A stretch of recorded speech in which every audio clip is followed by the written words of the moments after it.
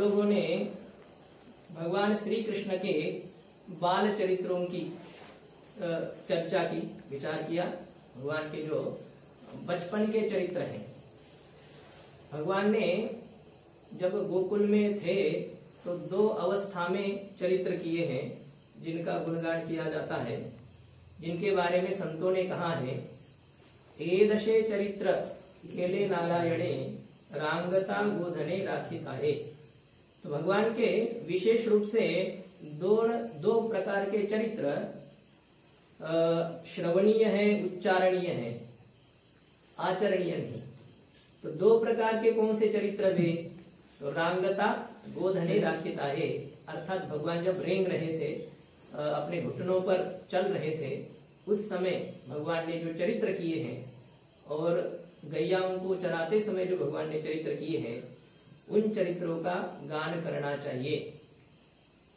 चरित्र ते उच्चारावे केले देवे गोकुड़ी, कहा है। संत तुकाराम महाराज जी भी कह रहे हैं कि भगवान ने गोकुल में रहते समय जो चरित्र किए उनका उच्चारण करना चाहिए, उनका अनुकरण करने का प्रयास नहीं करना चाहिए।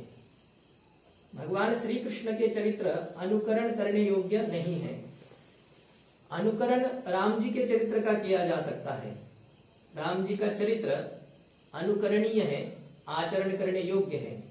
भगवान श्री कृष्ण का चरित्र केवल उच्चारण करने योग्य है। और यदि किसी को बहुत ही ज्यादा ये हो, भगवान श्री कृष्ण के चरित्र का भी अनुकरण करने की व्याकुलता हो कि हम उनके चरित्र का भी अनुकरण करेंगे, तो पहले जहर खाने से प्रारंभ करना पड़ेगा।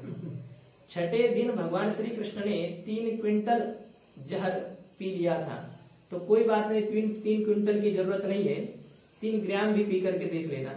तो यदि आप पचा लिया तो ठीक है, फिर कर लीजिए। आगे और है, अब हम लोग आज विचार करेंगे। 21 किलोमीटर के गिरिराज गोवर्धन को भगवान ने अपने बाएं हाथ की जो ये करंगली है, सबसे छोटी उंगली है, इस उंगली के नोक पर 7 दिन तक निरंतर धारण करके रखा। यदि ये किसी में हिम्मत हो तो फिर भगवान श्री कृष्ण के चरित्र का अनुकरण किया जा सकता है। मूर्ख लोग हैं कि भगवान श्री कृष्ण के चरित्र का अनुकरण उतने ही अंश में करना चाहते हैं जहाँ भगवान श्री कृष्ण ने रास लीला की है, तो बस वही, उस पर ही लोगों का ध्यान जाता है। और उस रास लीला के पीछे क्या रहस्य है, यह बात लोग नहीं समझ पाते हैं। और इसीलिए हम लोगों ने विचार भी किया था, भागवत जी में प्रधान रूप से तो भगवान श्री कृष्ण के ही चरित्र का गायन करना था। वेदव्यास जी ने ये जो प्रारंभ किया है इस ग्रंथ का, तो उसका कारण तो केवल श्री कृष्ण के चरित्र का ही गुणगान करना था। लेकिन फिर भी वेदव्यास जी ने भगवान श्री कृष्ण के चरित्र के पहले बहुत सारे राजाओं का, भक्तों का, बहुत सारे अवतारों के चरित्र का गायन किया। उसका कारण क्या है, ये सब हम लोगों ने देखा था कि भगवान श्री कृष्ण के चरित्र का के श्रवण का अधिकार हमें आ जाए। पचेगा नहीं भगवान श्री कृष्ण का चरित्र यदि हम लोग नव स्कंद की कथा का श्रवण नहीं करेंगे। तो महापुरुषों का चरित्र यदि हम श्रवण करेंगे तो हमारी बुद्धि शुद्ध होगी, और बुद्धि जब शुद्ध हो जाएगी तो हम उन भगवान श्री कृष्ण के चरित्र का श्रवण करने के लिए लायक हो जाएंगे, योग्य हो जाएंगे। कोई बात नहीं।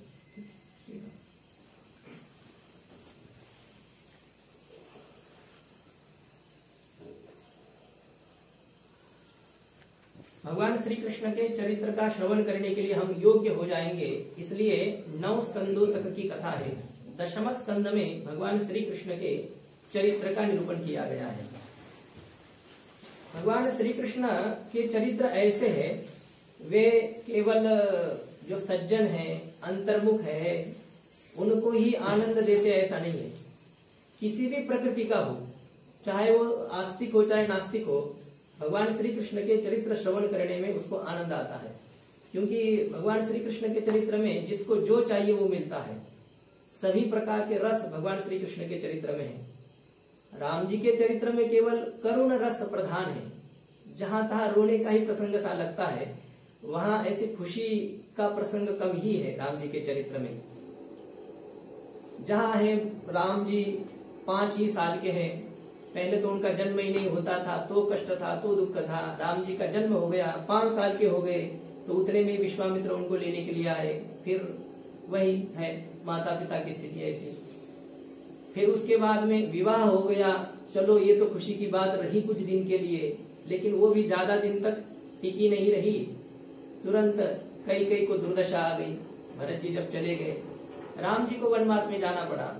तो ये दुख के पीछे दुख राम जी के चरित्र में दिखाई देते हैं। चलो वनवास में गए, वहां जाने पर तो उनको खुशी से रहना चाहिए था 14 साल तक। वहां से सीता जी का अपहरण हो जाता है, वहां फिर उनको कितना कष्ट है, कितना दुख है। ठीक है, रावण की मृत्यु हो गई, सीता जी को वापस लाया गया, राम जी अयोध्या पधारे, राम जी का राज्याभिषेक हो गया। अब तो कोई बात नहीं थी, अब तो सुख से रहना चाहिए था, लेकिन नहीं, ये भी कितने दिन तक चला।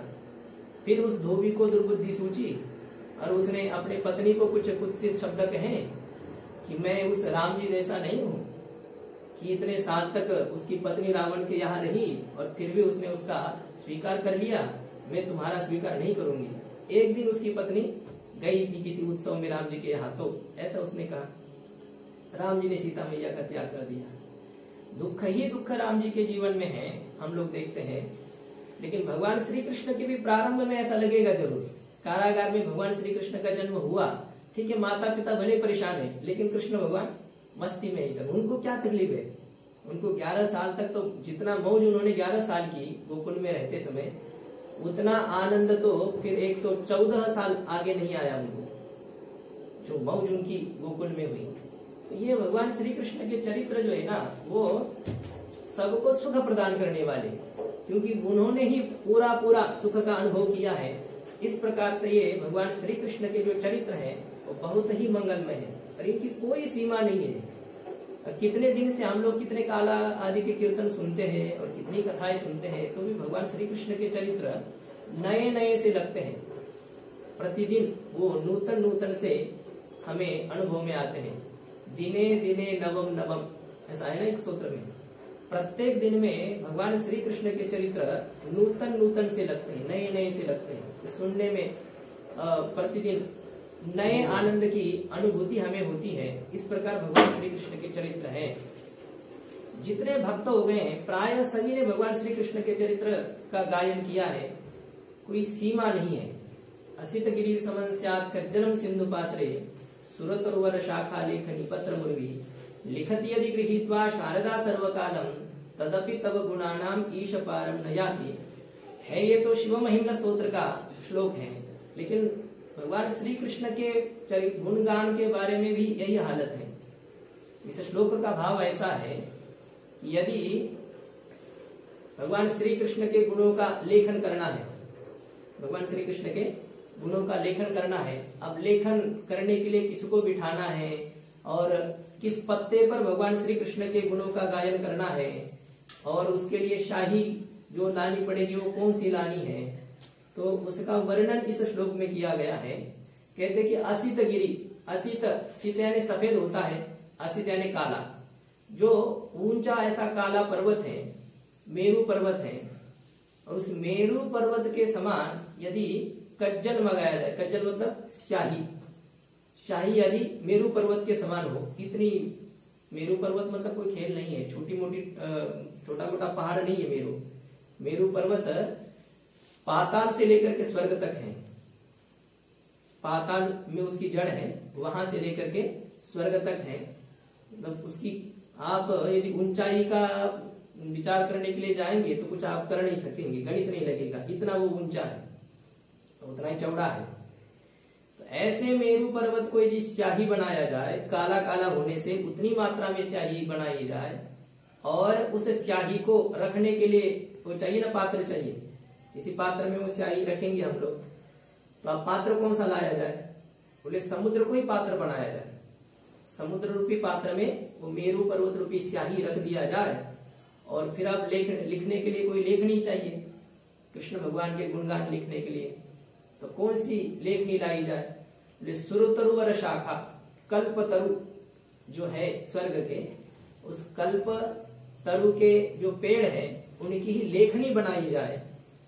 और अब उस लेखनी से भगवान श्री कृष्ण के गुणों का गान करना है, लेखन करना है। अब वो कहाँ लिखा जाए? तो कहते हैं लेखनी पत्र उर्वी, उर्वी, उर्वी यानी पृथ्वी है, संपूर्ण पृथ्वी को, सप्त द्वीपवर्ती पृथ्वी, 7 द्वीपों से युक्त ऐसी पृथ्वी, हम लोगों के अनुभव में अथवा विज्ञान के क्षेत्र में आने वाली पृथ्वी तो केवल एक द्वीप है, और वो भी पूरा विज्ञान वहां तक पहुंच नहीं पाता है। ऐसी ये बहुत ही संकुचित है। पृथ्वी की अभी जो स्थिति है भौगोलिक दृष्टि से वो बहुत ही छोटी है।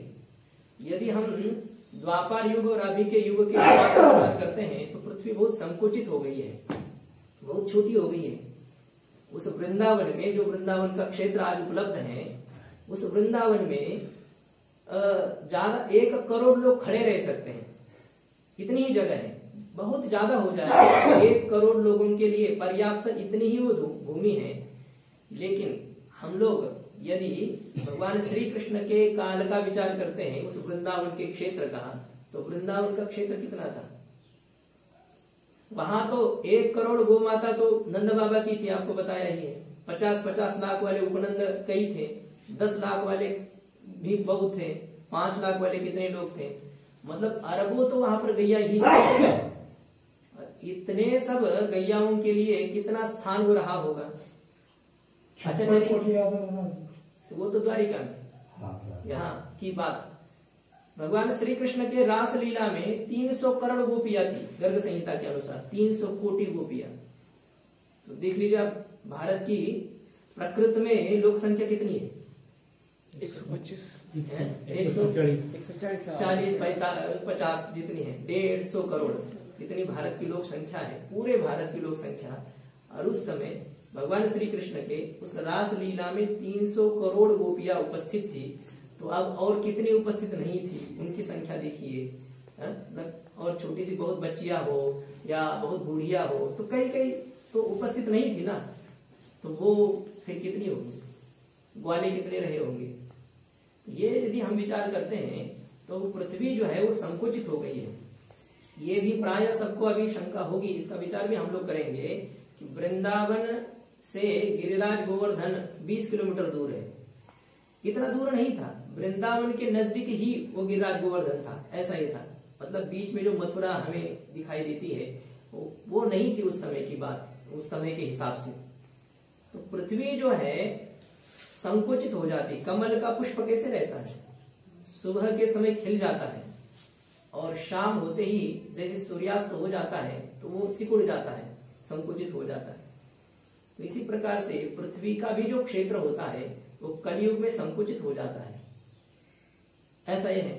तो ये पूरे पृथ्वी को कागज बनाया जाए, इसकी हम चर्चा कर रहे थे कि जो कि उस काल में उपलब्ध पृथ्वी थी, ऐसे पूरे पृथ्वी को कागज बनाया जाए और खुद सरस्वती माता को लिखने के लिए बिठाया जाए। और वो कितने समय तक लिखती रहे, 7 दिन की कथा, 9 दिन की कथा नहीं, तो वो कई समय तक यदि लिखती जाए, लिखत यदि गृहीत्वा शारदा सर्वकालन, हमेशा वो लिखती ही रहे, फिर भी भगवान के गुणों की कोई सीमा नहीं है, वो पूरे नहीं हो सकते हैं। ऐसे अगणित असंख्य ऐसे भगवान के गुण हैं।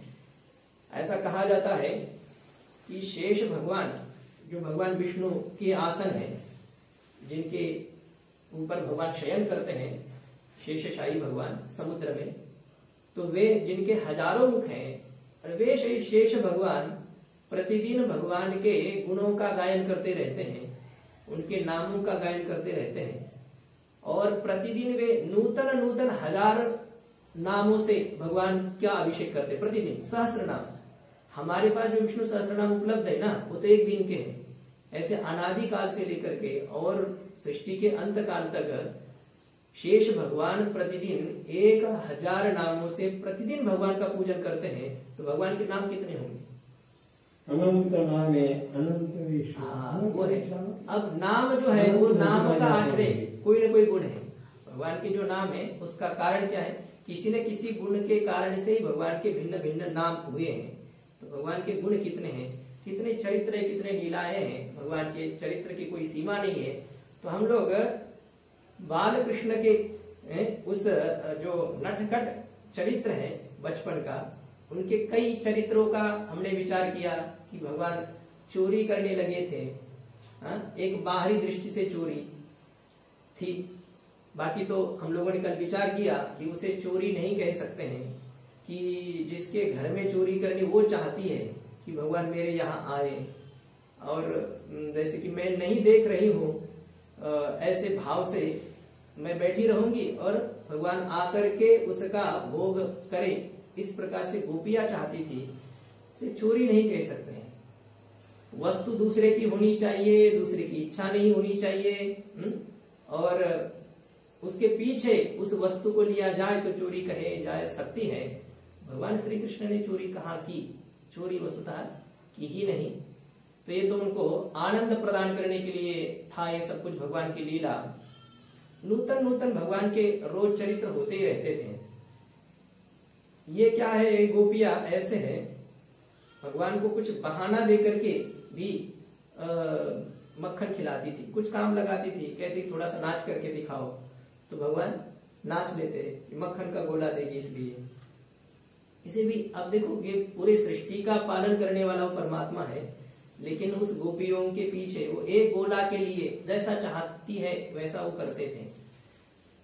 एक बार एक गोपी ने कहा, वो गोपियां भी ऐसा करती थी जानबूझ करके, ज्यादा समय तक मुझे कृष्ण के साथ बिताने के लिए मौका मिल जाए, मैं अधिक समय तक कृष्ण भगवान के साथ कैसे रहूं, इसलिए गोपियां कुछ न कुछ बहाना बनाती थी। अब एक बार भगवान आ गए सुबह सुबह ही, अब वो तो फिर पूरा गांव का ही चक्कर लगाते ही थे। सुबह उठे तो क्या, उनको तो कोई काम धाम तो है नहीं, जब बहुत ही छोटे थे तब। तो वो एक गोपी के पास में गए तो गोपी को कहा कि मक्खन दे दो। उसने कहा मक्खन तो दूंगी, लेकिन मुझे थोड़ा सा गोबर चाहिए, वो गोबर ला करके दे दो। अब उसके घर में कई गैयाएं हैं, लेकिन गोबर ला करके दे दो, ऐसा कहा। भगवान ने कहा कि ठीक है, गोबर ला करके देता हूँ, लेकिन कितना देना है और तो कितना गोला देगी, वो फिर एक हो जाए, अपना हिसाब हो जाए। मैं इतना गोबर लाऊंगा तो तुम मुझे इतना गोला खिलाओगी, तो एक हिसाब होना चाहिए। बोले तुम्हें हिसाब आता है? भगवान ने कहा कि अभी तो नहीं आता है, कि मैं स्कूल में गया ही नहीं हूँ, तो फिर क्या कैसे किया जाएगा, हिसाब कैसे किया जाएगा। बोले तो क्या है, एक बार यदि गोबर कुछ लेके आएगा तो फिर क्या करना है, एक ऐसा फट्टा ओढ़ना है यहाँ से तेरे सर पे ही, मैं ऐसे इतना इतना गोबर लेके आएगा तो फिर मैं एक ऐसा एक रेखा खींचूंगी, तो मतलब एक बार लाओगे तो एक गोला मैं दूंगी, ऐसा वो हिसाब हो गया उनका। तो भगवान अपने घर चले गए।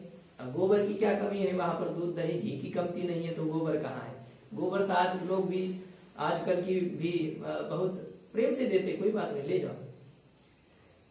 तो इतना गोबर था, भगवान उठा करके लाते हैं, एक गोला लाते हैं तो वो एक रेखा खींचती है।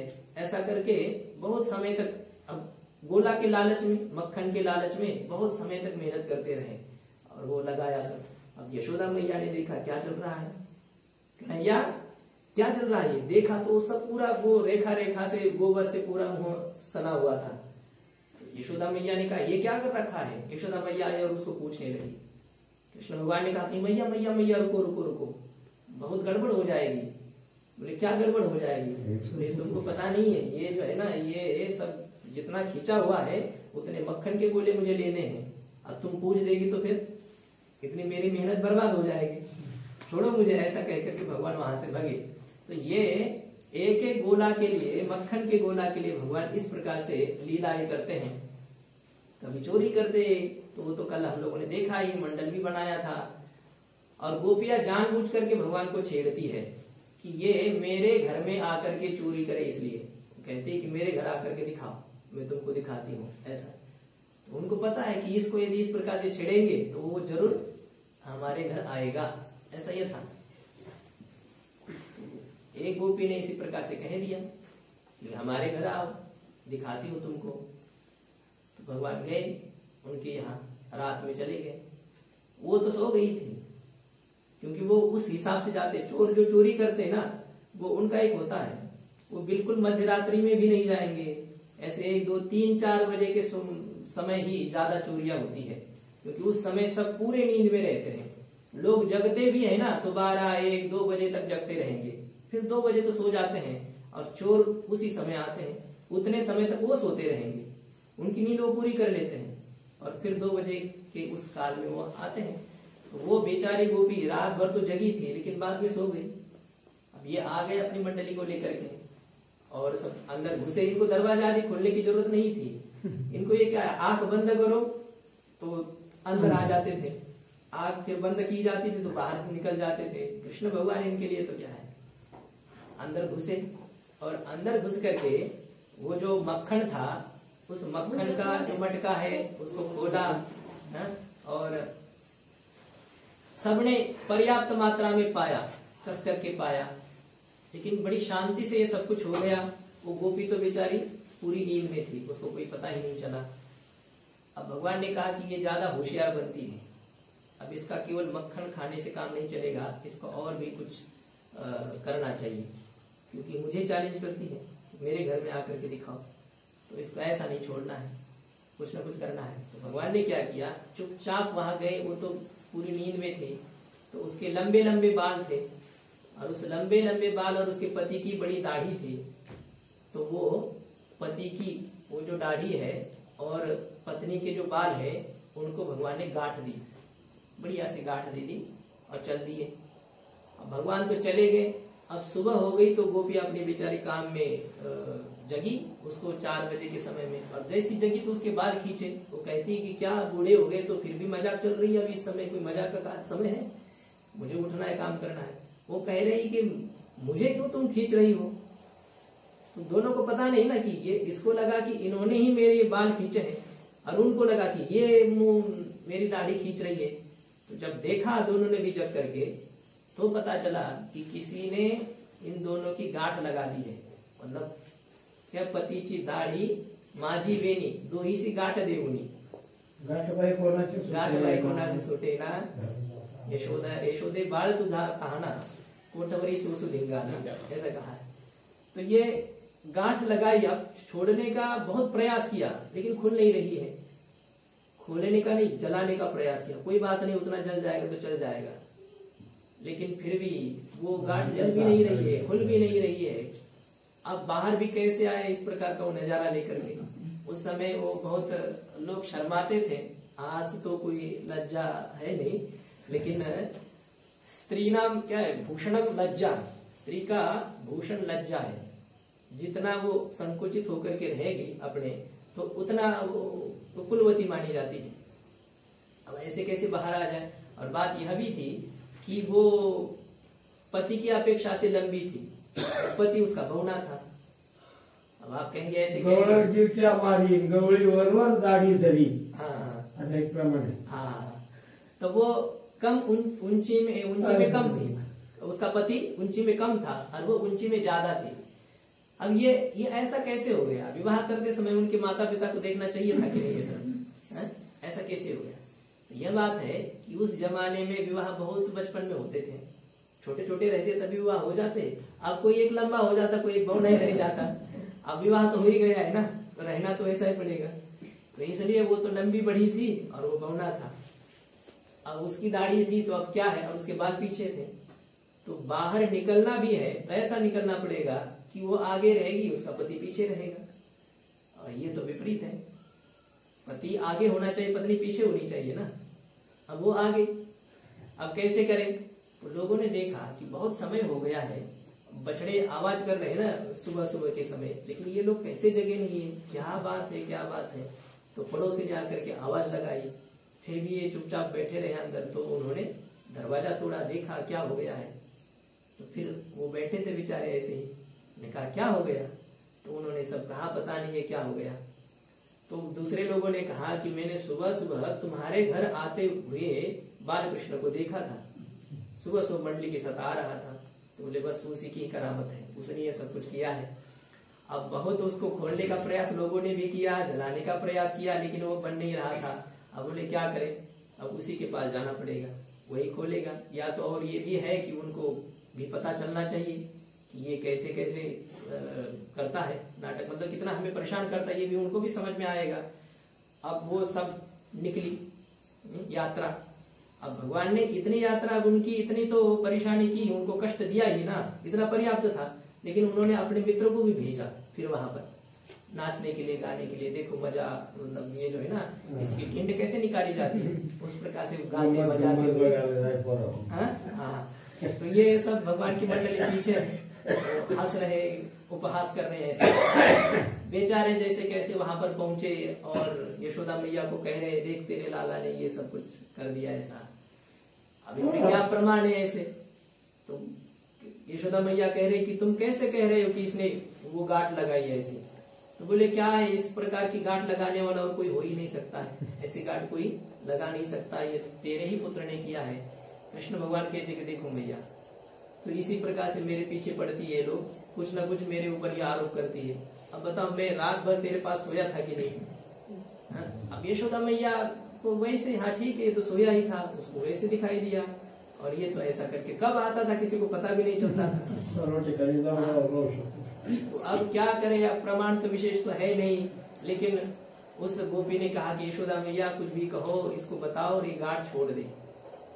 तो जब यशोदा मैया ने कहा जाओ कन्हैया छूटती है तो छोड़ो, तो पास में गए और कहा कि अब यहाँ से आगे ज्यादा अनौटंकी नहीं करना, मेरे से पंगा लेगी तो फिर बहुत बुरा होगा।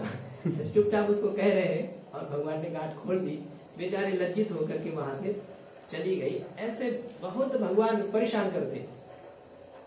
एक बार तो ऐसा हुआ कि एक गोप ने सोचा कि ये बहुत उद्दंड है बालक, अब हम क्या करते हैं, ये गोकुल छोड़ करके चले जाते हैं। अब वो उसने सुबह सुबह के ही समय में गाड़ी में अपना जो सामान था वो भरा और अपने पत्नी को साथ लेकर के वो चला। नूतन विवाहिता उसकी पत्नी थी, चल दी। अब भगवान श्री कृष्ण को बताने की जरूरत थोड़ी है, किसी को कोई पता नहीं है, लेकिन इनको पता चला ये जा रहे हैं। अब 3-4 घंटे तक तो वो बाहर निकले, गोकुल से कहीं बाहर निकले मान लो। अब सुबह सुबह प्यास लग गई गोपी को, उसने कहा कि जल ले आइए, पानी पीना था। तो उसने अपने गाड़ी में ही उसको बिठाया और वो उतरा नीचे, और उतर करके नजदीक में ही कोई तालाब था या कुआं था जो था, वहां से उसने अपना जो पात्र था उस पात्र को लेकर के जल लेने के लिए गया। अब जैसे गया तो भगवान ने क्या किया, उसका रूप धारण कर लिया, जो ग्वाला था ना उसका रूप धारण कर लिया और वही जल पात्र लेकर के आ गए और उसको जल पिलाया और कहा कि देखिए हमको अभी बाहर नहीं जाना है, मुझे अच्छा नहीं लग रहा है, गोकुल छोड़ करके अपना इतना सुखमय जीवन है यहाँ पर, तो ये छोड़ करके मेरी जाने की इच्छा नहीं है, हम लोग वापस चलते हैं। अब वो बेचारे क्या कहे, जब जैसी आपकी इच्छा, आप कहे चलो तो चल दिए, आप कहे तो वापस चलो तो वापस चल दिए। और भगवान बैठ गए उस गाड़ी में और गाड़ी घुमाई गोकुल की तरफ फिर से। अब वो बेचारा आया तो देख रहा है कि वो तो गाड़ी लेकर के कोई भग रहा है, देखा तो मेरे जैसा दिखाई दे रहा है। अब वो पीछे भगा, रुको रुको रुको।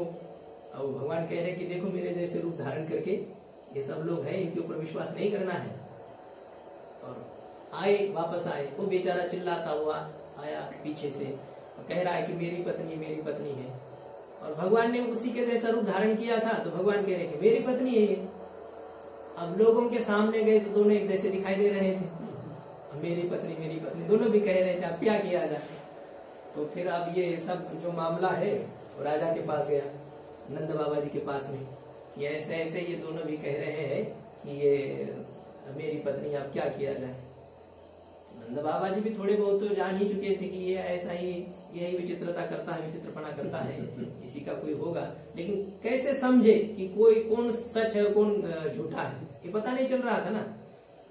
तो उन्होंने क्या किया, नंद बाबा जी ने, चालाक तो थी वो भी, तो भगवान के बाप थे। तो उन्होंने एक 20 फुट की दीवार थी, बहुत लंबी दीवार थी ऐसी, तो कहा कि जो इस दीवार से कूदेगा उसकी पत्नी हम मान लेंगे, ऐसा है। और वो बेचारा तो रोने लगा। उसने कहा कि क्या है भाई, पत्नी मिले ना मिले कोई बात नहीं, हमें जीवित तो रहना है, और कई दिन टोट करके क्या है, दूसरी शादी होगी, मरना थोड़ी हमको। लेकिन ये था जो दूसरा, जो भगवान बने थे, हाँ बोले कोई बात नहीं, कूद लेता हूँ। अब कूदा हो, और जैसे वो उधर कूदा, नंद बाबा जी ने उसको बुला, ले जाओ तुम्हारी। ऐसा ये बहुत भगवान बहुत उटपटांग, कुछ ना कुछ रोज कुछ ना कुछ है ही उनका, ऐसा करते रहते थे। बहुत लीलाएं भगवान की है। अब ये है कि गोपियां तो बहुत शिकायत तो करती ही थी, लेकिन बहुत ज्यादा प्रत्यक्ष रूप से यशोदा के सामने नहीं आता था ना ये, क्योंकि वो बहुत सीधे साधे बन जाते थे उनके सामने। अब गोपियां आ जाए तो रोने लगे कि देखो मेरे ऊपर ये आरोप करती है, ऐसा होता है। अब मैया तो अपने पुत्र का ही पक्ष लेगी ना, तो लगेगा मेरा कन्हैया के ऊपर ऐसा आरोप किया जाता है, बार बार ऐसे होता है। वो कहती भी यदि वो तुम्हारे पास आता है तो तुम खिलाती जाओ उनको, मक्खन दे दो। बोले मक्खन क्या, मक्खन तो हम देने के लिए तैयार है, हम देती है ना, लेकिन वो जब हम देने लगती है तो वो कहता है कि मेरे घर में नहीं है क्या, मैं भिखारी हूँ क्या, मुझे तू खिलाती है। तो वैसा वो लेता नहीं है। तो कहता कि यदि तेरे घर में इतना है तो तू चोरी क्यों करता है। कहता चोरी में जो स्वाद आता है वो उसको एक अलग ही प्रकार का स्वाद होता है, चोरी का स्वाद कुछ और मिलता है, ऐसा वो कहते हैं। जैसे ही होता है ना, घर में जो पकौड़ी बनती है मजे, उतना स्वाद नहीं आता लोगों को जो 7-8 दिन तक जो होटल में रखी रहती है ना, जिसमें धूल पड़ी हुई है और कितने लोगों ने उसको देखा है, और उसको जब तल करके आपको देते हैं तो बहुत मजा आता है उसमें। क्या पकौड़ी, ऐसा कहते हैं। अब कैसी बनाए, कैसे क्या है, ऐसे भगवान ने कहा कि ऐसा कोई सम्मान से देता है तो उसमें मजा नहीं आता है, चोरी करके खाने में मजा आता है, ऐसा वो कहते हैं। तो यशोदा मैया कहती दे दो, तो कहते कि ऐसा कहता है, ऐसा करते हैं, चोरी करके खाने में उसको आनंद आता है। भगवान ने सोचा कि मैया को भी थोड़ा सा पता चलना चाहिए कि हाँ ये गोपियां झूठ भी नहीं बोलती है। ऐसे करने के लिए भगवान ने एक दिन ये किया कि सुबह सुबह यशोदा मैया उठ करके वो दधी मंथन कर रही थी। भगवान श्री कृष्ण के लिए ही ये सुबह सुबह जगेगा तो इसको सुबह सुबह खाने के लिए चाहिए, इस भाव से वो दधी मंथन कर रही थी। और दधी मंथन जो कर रही थी इसमें इसको अब मतलब उखल बंधन लीला जो है ना, उसका इसमें भागवत में वर्णन आया है कि सब यशोदा मैया की यहाँ वहां तो बहुत दासियां थी, रानी थी, लेकिन वो सब अपने अपने कामों में लगी थी, दासियां भी। और यह बात थी यशोदा मैया अपने घर के लिए, अपने कृष्ण के लिए अथवा नंद बाबा के लिए जो चाहिए खाद्य वो खुद बनाती थी, जो मक्खन निकालना है वो खुद निकालती थी, जो भोजन बनाना है खुद बनाती थी। ऐसा ही है, महारानी थी। फिर भी आजकल थोड़ा बहुत हो जाता है, जैसे 1-2 लाख पति की तनख्वाह हो जाती है तो फिर बाहर की जो है ना बोल कर इनको बुलाया जाता है, तो ठीक है, बर्तन धोती है और पोछा लगाती, यहाँ तक तो मान लो फिर भी ठीक है। लेकिन भोजन बनाने के लिए भी बाहर से बुलाई जाती है। भाई तुमको और तुम्हारे पति के लिए 2 रोटी और उसको 2 रोटी, 4-5 रोटी बनाने के लिए भी तुम्हारे में हिम्मत नहीं रही। रानिया थी वो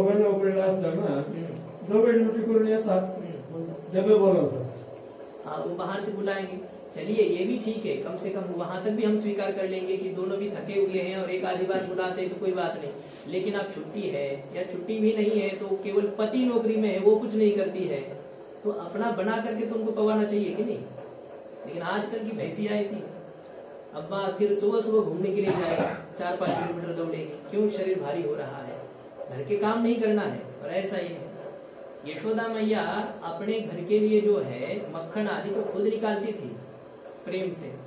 और कैसे निकालती थी, यहाँ पर कहा गया है, निकालते समय ऐसा नहीं कि वो कोई गाना सुनती थी या टीवी देखती थी, आया है यानी यानी गीतानी तद्बाल चरितानि च दधि निर्मंथने काले स्मरन्ति तान्य गायत।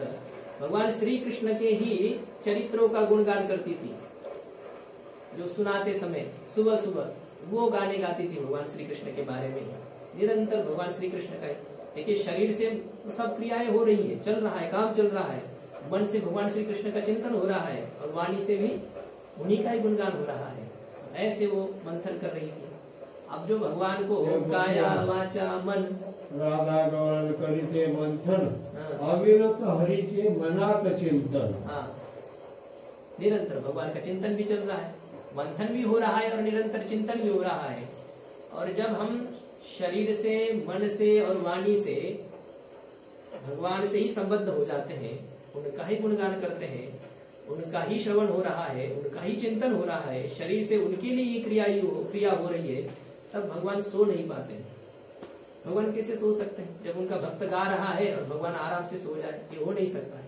भगवान की नींद खुल जाती है, भगवान उठ जाते हैं और उठ करके आते हैं, मैया वो कर रही मंथन, पीछे से आकर के वो पकड़ लेते हैं, उनका जो साड़ी का जो छोर है उसको पकड़ करके कहते कि मैया मुझे भूख लगी है, भूख लगी है। मैया ने कहा कि बेटा अभी अभी मक्खन निकलेगा और तुम खा लेना। बोले नहीं मैया, मुझे बहुत तेज भूख लग गई है, मैं रह नहीं पाता हूँ, मुझे अभी चाहिए। अब यशोदा मैया ने कहा कि फिर मेरा दूध पी ले। तो यशोदा मैया अपना दूध पिलाने लगी बालकृष्ण को। अब पिलाने लगी यशोदा मैया भी बालकृष्ण की तरफ देखती है, भगवान भी उनकी तरफ देखते हैं, ऐसे हो रहा है, पी रहे हैं।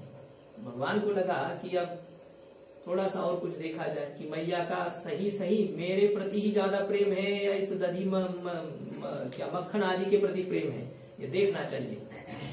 भगवान ने क्या किया, अग्नि को कहा कि अरे ऐसे शांति से क्या जल रहा है, मतलब जो दूध जब चढ़ाते हैं माता है तो हल्की आंच पर उसको तपाते हैं, कमी अग्निवर कलश होता था ना, कम आंच पर उसको गर्म करते हैं, तो कम आंच पर गर्म करने पर वो गाढ़ा हो जाता है बढ़िया से, वो तपना चाहिए, ऐसे किया जाता है। तो कम आंच पर बहुत बड़े ऐसे मिट्टी के पात्र में या और भी कोई लोहा आदि के पात्र में वो दूध तपाया जा रहा था।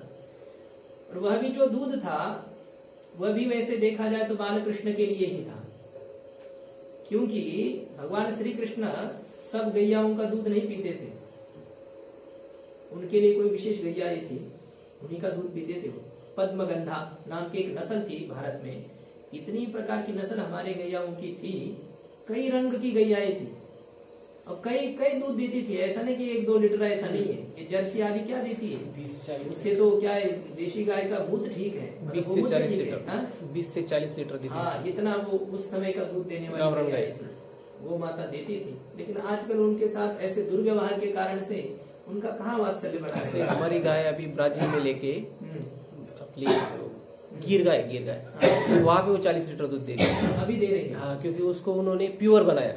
हाँ, और प्योर बना रहे हो। अरे बनाने की बात नहीं, नहीं, क्या होता है, जैसे आप उस गाय को उसी का उसको जो उस नस्ल के नंदी होने चाहिए, तो वही ऐसा एक होता है। तो वही वो ब्राजील में आजकल ये देशी गौ माताएं भी होती ना, तो इंजेक्शन से उनको किया जाता है, तो फिर वो कहाँ देशी रह पाती है, वही उधर कर रहे हैं। उस प्रकार से वो नंदी भी होने चाहिए। ऐसे ये सब व्यवस्था उस काल में थी, उस जमाने में ऐसे नंदी थे कि जिसके केवल गोमूत्र को सूंघने से वंध्या भी पुत्रवती होती थी। ऐसे थे हमारे भारत की, ऐसी गौ माताएं थी। लेकिन क्या है, अब कुछ नहीं रहा। बैल की क्या दुरवस्था है आजकल, ट्रैक्टर जब से आए तब से उनको बेरोजगार हुए ना बैल। जैसे आदमी हो रहे ऐसे नहीं, पशु भी बेरोजगार है, घोड़े, हाथी, ये बैल, ये इन सबको क्या काम रहा, कोई काम नहीं रहा। तो उनके साथ उस प्रकार से फिर व्यवहार होने लगा, तब से ये सब कुछ बेकार होने लगा है। पद्मगंधा नाम की एक नस्ल थी गौ माता की, तो उसके दूध का बहुत दूर दूर तक सुगंध आता था, खुशबू आती थी उसके, कमल के पुष्प के समान से खुशबू आती थी उसकी। उसी गाय का दूध भगवान श्री कृष्ण पीते थे। तो वही भगवान श्री कृष्ण के लिए वो दूध तपाया जा रहा था। अब यशोदा मैया ने सोचा कि यदि मैं यहीं पर बाल कृष्ण को ही दूध पिलाती रहोगी और वहां दूध तो ऊपर चला जाएगा, और देखा उसने दूर से दिखाई दिया ना कि दूध ऊपर जा रहा है, तो उसने भगवान श्री कृष्ण को पिलाते समय नीचे पटक दिया और वो चल दी उस दूध को, मतलब आग को पीछे खींचने के लिए। अब वहां तक तो वो चली गई, तो भगवान श्री कृष्ण को गुस्सा आया कि मेरा पेट नहीं भरा था और उससे पहले ही मैया ने मुझे यहाँ पटक करके चली गई, इसका मतलब मैया मेरे से ज्यादा दूध पर प्रेम करती है। अब वो बालक बुद्धि से यदि देखा जाए तो वो उस प्रकार की सोच हो गई। हालांकि माताजी जो दौड़ी थी वो इन्हीं के दूध के लिए ही तो दौड़ी थी, लेकिन ये इन्होंने ऐसा सोचा, गुस्सा आ गया। वहीं पर एक पत्थर था और उस पत्थर से, जिसमें मंथन यशोदा मैया कर रही थी, उसको पत्थर से फोड़ दिया उस मटके को, और उसमें जो मक्खन आदि था उस कुछ मक्खन लेकर के खुद खाया अंदर जा करके, और फिर एक उखली थी वहां पर, बड़ी सी उखली थी, उस उखली पर बैठ करके भगवान श्री कृष्ण जो है बाहर से बंदरों को खिला रहे हैं। जैसे कि वो आएंगे ऐसे ध्यान दे करके कि वो आएंगे तो फिर हमें भगना भी है, क्योंकि हमने अभी मटकी भी फोड़ी है, तो अभी भैया छोड़ेगी नहीं, पीटेगी। इस भाव से मतलब चोर चोरी करता है, कोई भी अपराध यदि करता है ना, वो खुद ही डरता है कि अब कुछ ना कुछ होने वाला है, उसको डर तो लगता ही है। ऊपर बैठ करके भगवान श्री कृष्ण उस बंदरों को मक्खन खिला रहे थे। अब इनकी बंदरों से भी कैसी मैत्री थी पता नहीं, कि आवाज देते ही हजारों बंदर आते थे। अभी भी है वृंदावन में इतने बंदर है, बहुत शैतान बंदर है वहाँ के। पिछले जन्म के चश्मा है आदि है, आप तो पहन नहीं सकते वहाँ पर। पिछले जन्म के आप चाहे जितना सतर्क होकर के चलो, वो आपके कंधे पर बैठ करके कब आपका चश्मा निकाल लेंगे आपको पता भी नहीं चलेगा। हाँ, बहुत उनका हाथ साफ है बंदरों का वहाँ के। ऐसे इतने बंदर सब भगवान ने उनको खिला पिला करके मस्त बनाया है। और चोरी करने की विद्या भगवान ने उनको सिखाई है कैसे। आप वैसे तो देंगे नहीं उनको खाने के लिए, न चना देंगे न फ्रूटी देंगे, कुछ देंगे, चश्मा उतारेंगे तो आपने आप कितना भी गरीब भी क्यों ना हो, तुरंत तो आप फ्रूटी आदि दे करके फेंक देता है। तो उनको लगा तो वो फेंक देते वापस चश्मा, नहीं तो वो फिर भी टूट करके बेकार कर देते चश्मा को। बंदरों को भगवान खिला रहे थे, यशोदा मैया आ गई और देखा तो सब ये मटकी तो तोड़ दी है, इसने मटकी तोड़ी है। मटकी टूटी हुई जब देखी तो मैया तो पहले तो हंसी की, कैसा ये बालक है, मतलब कितना गुस्सेला है, इतना गुस्सा करने की क्या जरूरत थी। लेकिन फिर भी देखा क्या कर रहा है, देखा जाए इधर उधर देखा तो सब तो अब ऐसे फर्श आदि हो और उसमें सब पूरा मक्खन आदि हो जाए, अब कितना काम है, दिन भर और काम बढ़ गया ना। एक तो नुकसान हो गया और दूसरा ये इसको सफाई करो, गुस्सा तो आना ही आना है। तो उसने देखा कि कहाँ है, तो उखल की ओर जाकर के मक्खन बांट रहा है। तो मैया धीरे से लाठी लेकर के आई, लेकिन अब ये इनके आंख में थोड़ी वो धूल झोंक सकती, थोड़ी नजदीक आगे तो भगवान कूदे उस उखली से और भगे। अब यशोदा मैया पीछे भग रही है, भगवान श्री कृष्ण आगे भग रहे हैं ऐसे। अब यशोदा मैया के कहाँ हाथ में आने वाले, वो बेचारी मैया बूढ़ी थी, स्थूल थी, और ये तो बालक थे, इनको भगने में क्या। तो ये तो बहुत दूर दूर तक भग रहे थे, वही दूर की बात क्या, वहीं पर उनका जो महल था वो भी तो बहुत बड़ा था ना, उस महल में ही भग रहे थे आगे। बहुत प्रयास यशोदा मैया ने किया, लेकिन भगवान हाथ में नहीं आए। फिर बाद में भगवान को लगा कि अभी मैया बहुत श्रांत हो चुकी है, थक गई है, अब उन मैया को ज्यादा परेशान करना ठीक नहीं है, अब पकड़ में आना चाहिए। तो यशोदा मैया भी बैठ गई नीचे, कन्हैया पास में आ जा, पास में आ जा। तो बोले पास में आ जाऊंगा, लेकिन लाठी तुम्हारे हाथ में है, तुम मुझे पीटेगी। बोले नहीं नहीं कन्हैया, ये लाठी तुमको पीटने के लिए थोड़ी रखी है, अरे मैं बूढ़ी हो गई हूँ, तो मुझे चलने में वो होता है ना, कभी कभी मेरा तोल जाता जाता है, तो मुझे वो चाहिए लाठी, इसलिए रखती हूँ मैं, ऐसे नहीं। बोले नहीं तो लाठी फेंक दे, मैं फिर आ जाऊंगा तुम्हारे पास में। लाठी फेंक दी यशोदा मैया ने। फिर कन्हैया ने कहा कि मैया पास में आऊंगा तो तू क्या करेगी। कन्हैया तेरी पूजा करूंगी। अच्छा पूजा करोगे, सच्ची में पूजा करोगी। हाँ सच्ची में पूजा करूंगी, देख लेना मैया, झूठ नहीं बोलना। और झूठ बोलने वाले दूसरे से सच बोलना चाहते हैं ना, तू झूठ नहीं बोलना, पूजा करना। मैया ने कहा हाँ बिल्कुल पूजा करूंगी, आ जाओ पास में। और जैसे थोड़े पास में आ गए, गमदी से पकड़ लिया यशोदा मैया ने कन्हैया के हाथ को।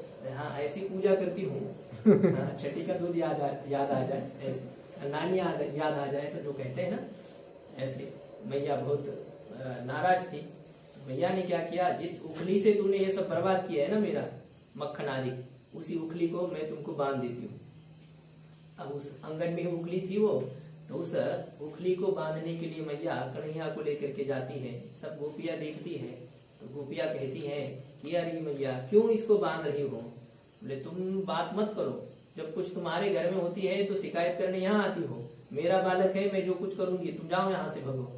मैया ऐसा नहीं करो, क्या हो गया नुकसान हो गया तो कर दिया, इतने से क्या है, बालक है, उसको बांध करके कैसे रखोगी। बोले नहीं आज मैं किसी की नहीं सुनूंगी, और तुम भाषण मत दो, तुम भगो यहाँ से। डांट करके भगा दिया यशोदा मैया ने। आज बहुत ही तेज गुस्से में थी यशोदा मैया, और नंद बाबा घर में नहीं थे।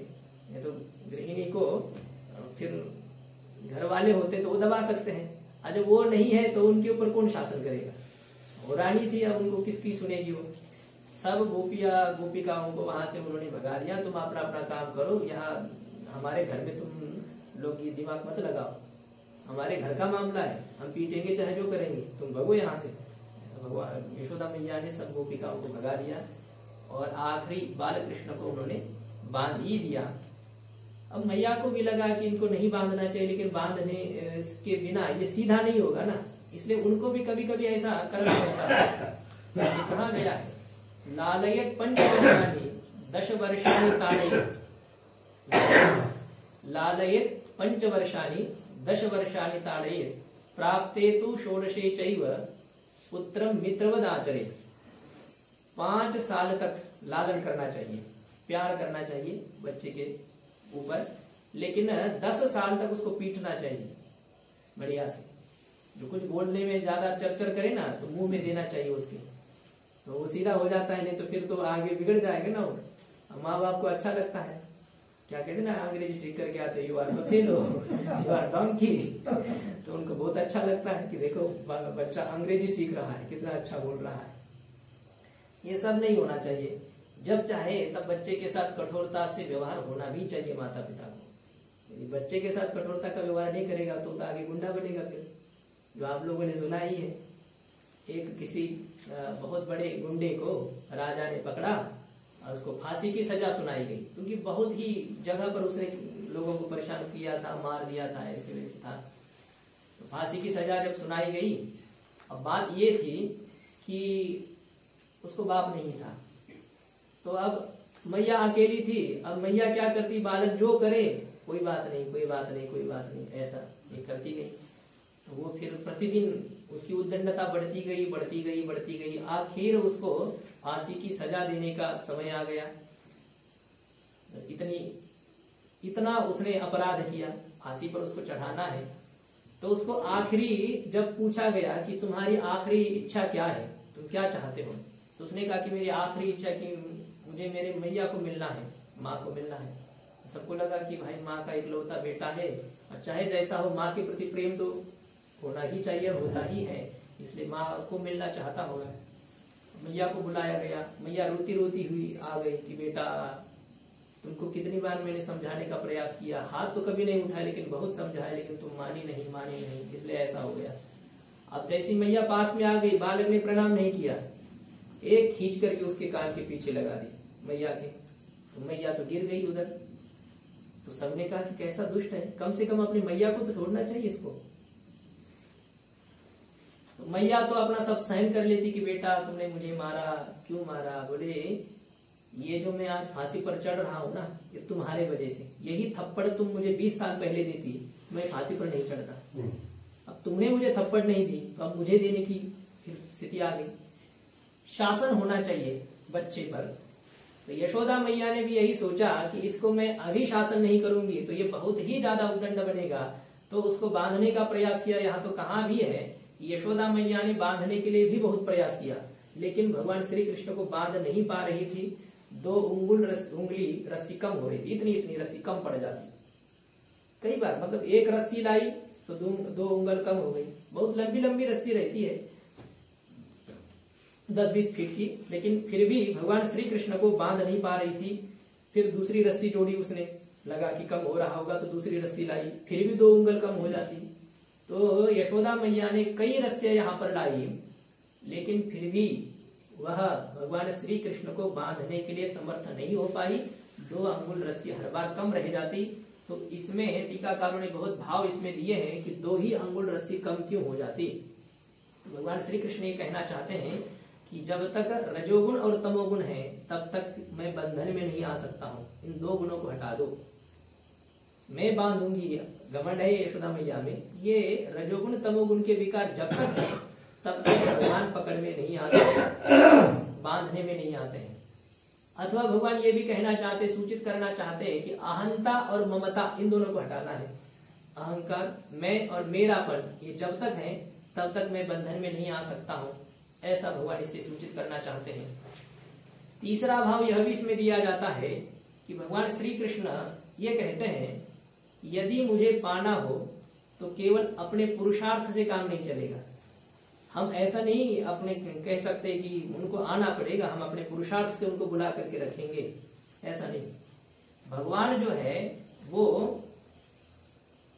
कर्तृतंत्र नहीं है, मतलब किसी क्रिया से वो पकड़ में आने वाले नहीं है, अभी तो कृपा के अधीन है भगवान, कृपा साध्य है, क्रिया साध्य नहीं है, कृपा साध्य है।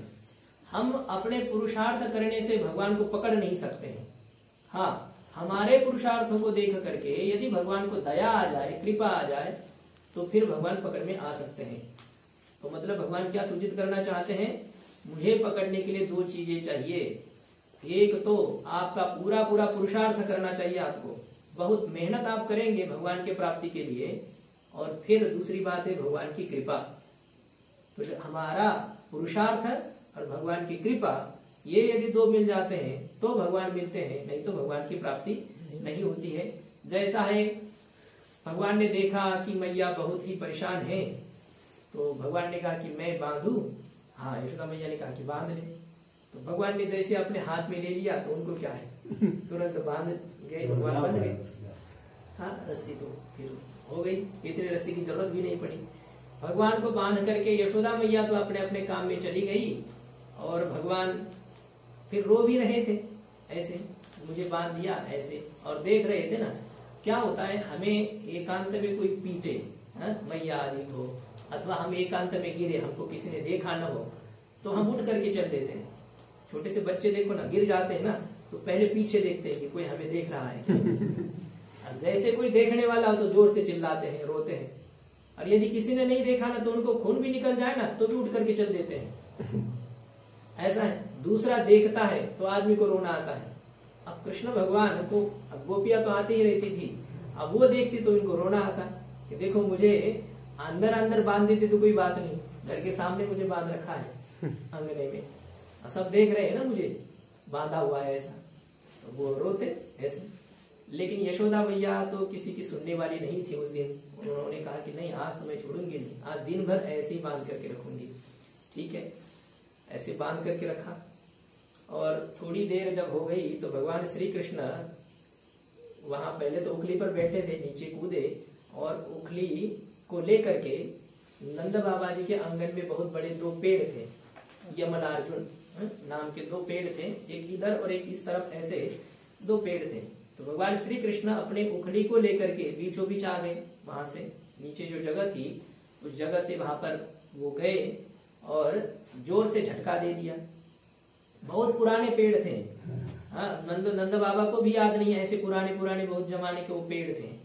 तो ऐसे वो पुराने पेड़ जैसे भगवान ने धक्का दे दिया तो दोनों भी पेड़ उखड़ करके जड़ के साथ नीचे गिर गए, ऐसे धक्का दे दिया। तो अब देखो यहाँ पर ये भी विचार आता है कि बाल कृष्ण खींच रहे हैं, चलो हम कहेंगे कि वो भगवान है, खींच लिया उन्होंने, लेकिन रस्सी कैसे, उसने कैसे दम पकड़ लिया, होता है ना, बड़े बड़े यदि साखली हो, श्रृंखलाएं हो, तो फिर उससे खींचने से तो ठीक है, लेकिन ये रस्सियां कैसी रहती इतनी इतनी सी, कमजोर रस्सी से भगवान ने इतने बड़े पेड़ को कैसे तोड़ा।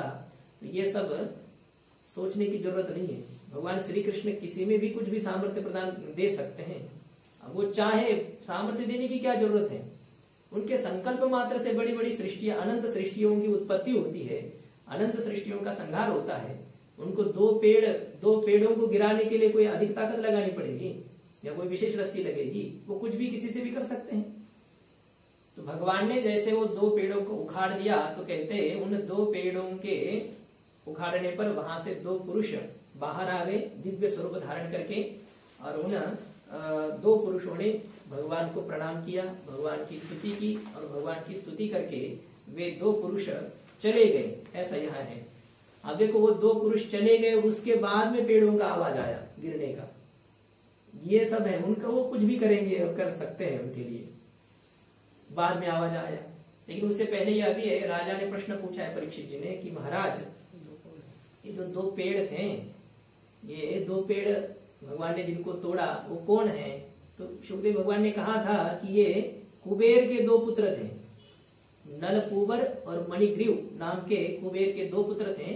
तो वे दो पुत्र ही नारद जी के शाप से वृक्ष योनि को प्राप्त हुए थे और उन्हीं का भगवान ने उद्धार किया। यह बात जब कही तो राजा ने पूछा कि महाराज ये बताइए कि देवर्षि नारद जी ने उनको किस कारण से शाप दे दिया? शाप देने का कारण क्या है? कथ्यताम भगवन एतत् तयोः शापस्य कारणम, उनके शाप का कारण आप हमें बता दीजिए। क्या निंदित कर्म उन्होंने किया था? कौन सा अपराध देवर्षि नारद जी का उन्होंने किया था? नारद जी जैसे महापुरुष इतने जल्दी गुस्से में नहीं आते हैं, तो उनको क्रोध कैसे आ गया? क्या हुआ था ऐसा? ये जब पूछा तो सुखदेव भगवान ने उत्तर दिया है। कहते हैं कि भगवान शंकर जी के जो मित्र हैं कुबेर, उन कुबेर के ये 2 पुत्र थे। अब कुबेर है संपत्ति की अधिष्ठात्री देवता है, जितना धन त्रैलोक्य में है उस सबके कोषाध्यक्ष है। हाँ, पूरा खजाना कुबेर के हाथ में है। और जो ज्यादा धनिक हैं बचपन से ही, उनके बच्चे ज्यादा शैतान ही रहते हैं, होते हैं। उनको कभी पता ही नहीं ना कैसी कैसी परिस्थितियां रहती है, उनको नहीं है, वो ज्ञान ही नहीं है, ज्यादा उद्दंड हो जाते हैं धनिक लोगों के बच्चे। तो ये भी ऐसे ही थे, ज्यादा ही उद्दंड। यौवनम धन संपत्ति प्रभुत्वम अविवेकिता एकैकमप्यनर्थाय किमु यत्र चतुष्टयम। सुभाषित में कहा गया है कि 4 चीजें हमारे पतन का कारण बनती है। 4 कारण से हमारा पतन होता है, उनमें से एक रहे तो भी पतन होता है। तो पहला उसमें कारण है यौवनम, युवावस्था, तारुण्यावस्था ऐसी है। ये स्वाभाविक ही इसमें मनुष्यों की जो बुद्धि होती ना, ये अच्छे कर्म में जाती नहीं है, गंदे कर्म में ही। मतलब काम क्रोध आदि के विकारों से ही उस समय बुद्धि हमारी व्याप्त रहती है, अच्छे विचार कभी मन में नहीं आते हैं। देखिए ना, मतलब जहां जहां कथा कीर्तन आदि होते हैं, युवा लोग कम ही रहते हैं। वृद्ध लोग ही आएंगे तो आएंगे, वो भी क्या घर में कोई काम नहीं है तो आकर के बैठेंगे। युवा लोग नहीं आएंगे, उनको तो बहुत काम है, इधर उधर है। तो ये है यौवनम, युवावस्था जो होती है वो हमारे अनर्थ का कारण होती है। अब युवावस्था है और फिर और उसमें बहुत सारी संपत्ति है, यौवनम धन संपत्ति है। तो तारुण्य है और बहुत धन है, तब तो कहना ही क्या, फिर सुबह सुबह ही चाहिए, चाय से पहले ही। इतना धन है तो क्या करेंगे, ये हो जाता है। और फिर चलो संपत्ति भी है, और संपत्ति के साथ साथ प्रभुत्व, कहीं का उसको किसी क्या कहते ना, ये बनाया जाए, उसको अध्यक्ष बनाया जाए, या कहते सरपंच हो चाहे विधायक हो, कोई ना कोई उसको पद मिल जाए, शासन करने के लिए कोई ना कोई पद यदि उनके हाथ में आ जाए। पहला जवान है, दूसरा उसको उसके पास बहुत संपत्ति है, और तीसरा उसके पास कोई लीडर, मतलब कुछ ना कुछ ऐसा आ जाए, नेतृत्व आ जाए, तब तो फिर उसके भ्रष्टता में तो मतलब कहना ही क्या, बहुत ही वो गिर जाता है। ये प्रभुत्व बहुत घातक है। युवावस्था में कुछ ना कुछ हमारे में कुछ ऐसा प्रभुत्व आ जाए, मतलब हमें कोई नेता बनाया जाए, तो फिर तो डूबना ही डूबना है। और चतुर्थ बात होती है यौवनम धन संपत्ति प्रभुत्व अविवेकिता, और मूर्खता हो। माता पिताओं ने अच्छे संस्कार यदि उस बालक को न दिए हो तो फिर तो उसका पतन ही है। कहा गया है माता शत्रु पिता वैरी येन बालो न पाठितः न शोभते सभा मध्ये काक मध्ये यथा बकः, हंस मध्ये यथा बकः। जैसे हंसों के बीच में बगुले की शोभा नहीं होती है, या कोयलों के बीच में कौवे की शोभा नहीं होती है, वो अच्छा नहीं लगता है। कोयल बढ़िया गा रहे हैं तो कौवे को लगा कि मैं भी थोड़ा सा अपना तान मारूं उसमें बीच में। तो अब कोयल के बीच में यदि कौवा चिल्लाने लग जाए तो कैसे होगा। कुत्ते के बीच में गधा तक हमको अच्छा नहीं लगता है, तो यहाँ तो कोयल के बीच में कौवे का आवाज कहाँ ठीक लगता है।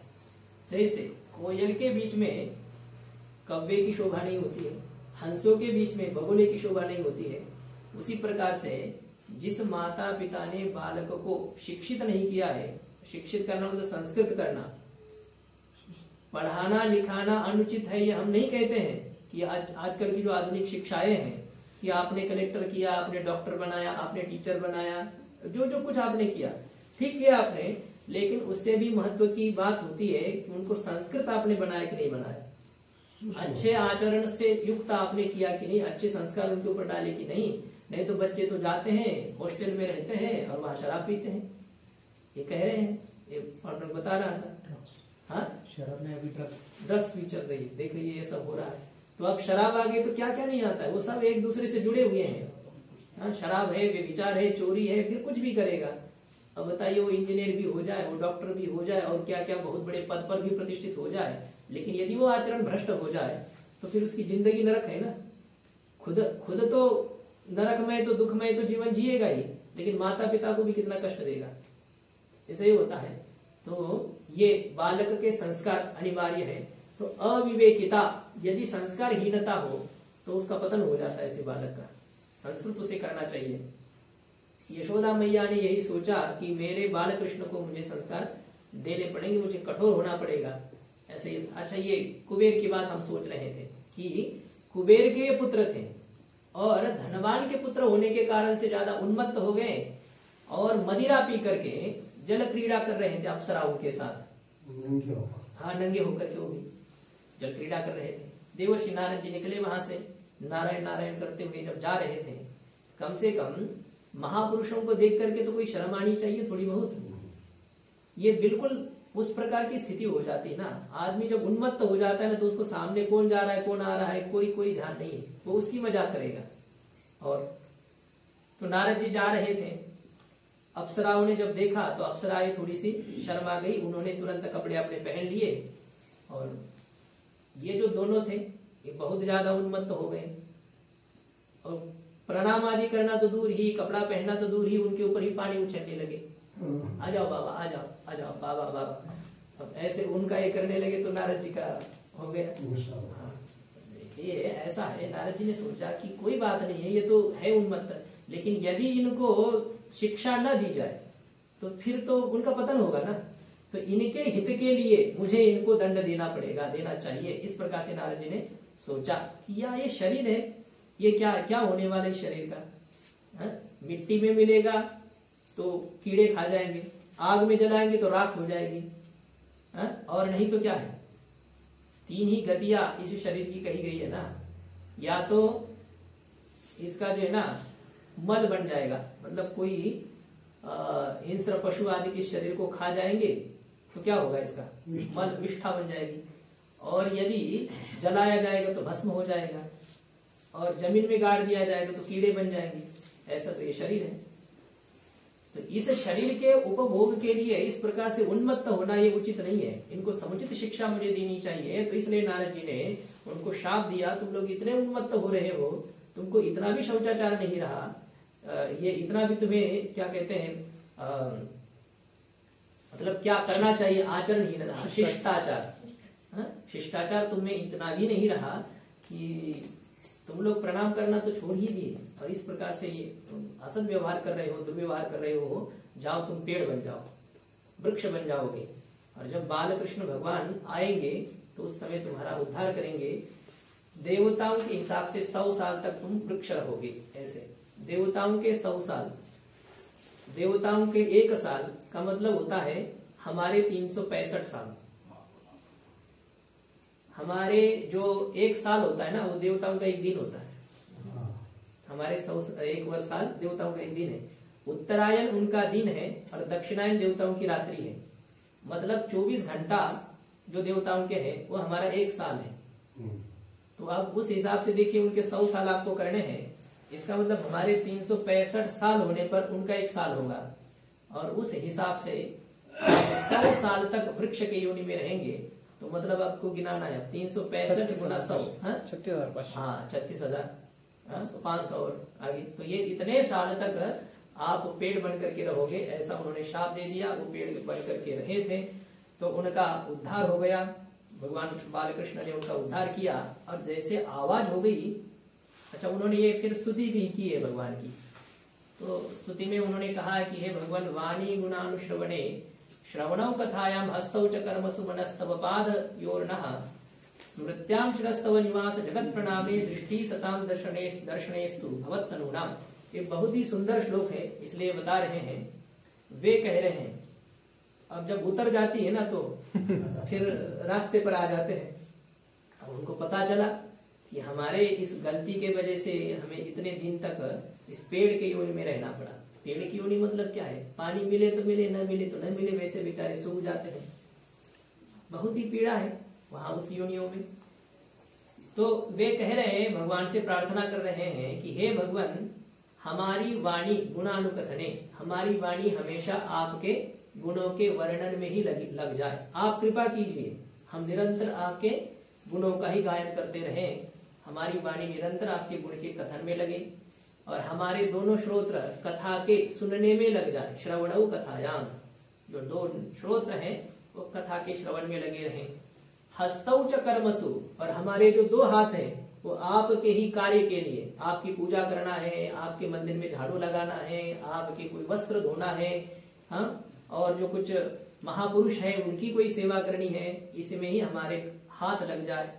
और मनस्तव पादयो, और हमारा जो मन है तो वो आपके पाद में, पाद के स्मृति में, पादयोर स्मृत्याम नह मनः, हमारा जो मन है वो आपके चरण कमल के स्मरण में ही लगा रहे, निरंतर मन आपका ही स्मरण करता रहे। हमारा जो सर है वो आपको ही झुकता रहे, आपको ही प्रणाम करने में लगा रहे। हमारी दृष्टि आपके जो प्राण प्रिय ऐसे भक्त है, महापुरुष है, उनके दर्शन में ही हमारी दृष्टि लगी रहे। इस प्रकार से उन्होंने भगवान को प्रार्थना की है। वे चले गए और उनके चले जाने पर आवाज हो गया, ये सब कुछ हो गया, इतने समय तक भगवान ने रोक रखा। अब वो चले गए, फिर आवाज हो गई, आवाज हो गई तो सब दौड़ करके आए, क्या हुआ क्या हुआ। देखा तो बालकृष्ण उनके बीच में, और ये इतने बड़े पेड़ उखड़ करके गिर गए हैं। कैसे गिरे कैसे गिरे कोई समझ में नहीं आ रहा था। नंद बाबा आदि सब गोप आकर के उन्होंने देखा बालकृष्ण बीच में है, तुरंत जाकर के बालकृष्ण को उठाया, वहां से खोल दिया बंधन को और कहा कि गिरे कैसे। तो बालक कह रहे हैं, वहां खेलने वाले बालकों ने बताया, बोले ये मैया ने इनको उखले में बांध रखा था, तो इन्होंने खींचते हुए उस दो पेड़ों के नीचे से जाकर के उन दो पेड़ों को जैसे ही धक्का दे दिया, खींचा, तो ये दोनों पेड़ उखड़ करके नीचे गिर गए। और कहते केवल इतना ही नहीं हुआ, यहाँ दो पुरुष भी आए थे, दिव्य पुरुष आए थे, और पता नहीं है अपना कन्हैया उनके साथ क्या बात कर रहा था, और ये फिर दोनों पुरुष चले गए। ऐसा अब बच्चों ने बताया, लेकिन किसी ने भी बच्चों के कहने पर विश्वास नहीं किया कि ये कैसे, एक छोटा सा बालक इतने बड़े पेड़ तोड़ सकता है क्या, ये कैसे हो सकता है। विश्वास नहीं किया। नंद बाबा बहुत नाराज हो गए, अरे तू माँ है क्या, क्या है, ऐसे बालकों को इस प्रकार से तुमने बांध दिया। भगवान भी थोड़े से नाराज होने का उन्होंने अभिनय किया, कहा कि मैं मैया के हाथ से भोजन नहीं करूंगा, अब बाबा मैं आपके ही पास रहूंगा, ऐसा। तो अब मैया रोने लगी, या मुझे कहा बुद्धि सूझी।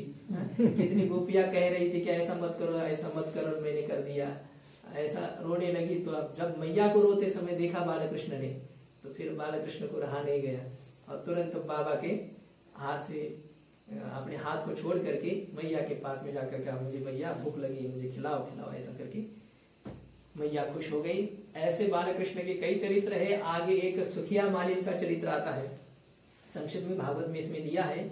एक माली जाति में पैदा हो गई, ऐसी उत्पन्न ऐसी स्त्री थी, और वो बालकृष्ण के साथ बात करना, उनको गोद में लेना ये चाहती थी। लेकिन अब राजा का पुत्र है, वहां जाकर के कैसे, ये सब शिष्टाचार के विपरीत है, ये उचित नहीं है, तो कैसे किया जाए। तो वो बेचारी रोज फल बेचने के बहाने वहां आती। अब उसने किसी ब्राह्मण को पूछा था कि मैं यदि बालकृष्ण को अपने गोद में बिठा करके फल खिलाना चाहती हूँ तो मुझे क्या करना चाहिए।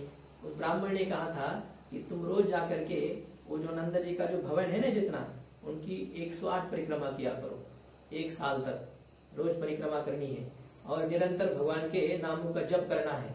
वैसे नाम का जप करते हुए यदि तुम 1 साल तक वो करोगी तो तुम्हें बालकृष्ण का सानिध्य प्राप्त होगा, तुम्हें बालकृष्ण निकट आएंगे, ऐसा। तो उसने बेचारी ने 1 साल तक वैसे ही भाव से ऐसा किया, रोज खड़ी रहती। लेकिन बालकृष्ण भी ऐसे ही, भगवान भी ऐसे, इतने नहीं, पूरी परीक्षा लेते हैं, छोड़ते नहीं है। अब दुनिया भर के जहां तक खेलने के लिए जाएंगे, लेकिन वो जैसे आती तो कहीं ना कहीं गुम हो जाते, उसके सामने नहीं आते। वो बेचारी खड़ी रहती, कब आएंगे, कब दर्शन देंगे, कब दर्शन देंगे। लेकिन जब तक 1 साल पूरा नहीं हुआ तो बालकृष्ण सामने आए नहीं।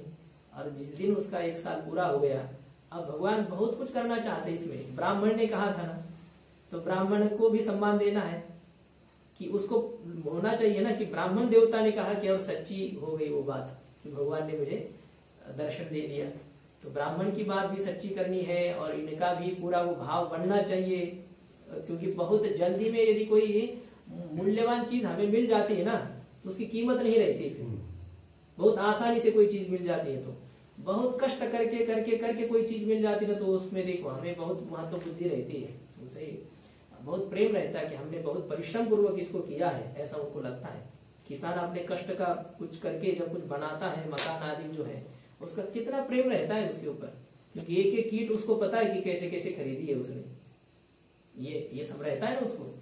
और बाकी जब 4-4, 5-5 लाख रुपए सैलरी आने लगी और तब वो जब बहुत बड़ा बंगला बनाते हैं उनको कोई कीमत नहीं रहती है, ये होता है, कष्ट का ये है। तो भगवान ने यही सोचा कि इसको अपने कष्ट का पूरा एहसास होना चाहिए। तो 1 साल जब पूरा हो गया तो फल लेकर के फल ले लो चिल्लाते हुए आई। तो बालकृष्ण आए बाहर आ गए, मैया फल दो ऐसा। तो उसने बालकृष्ण को पास में ले लिया। अब वो चाहती तो यही थी, बहुत खुश हो गई, लेकिन अब बहुत ज्यादा समय बिताने का कुछ ना कुछ बहाना होना चाहिए।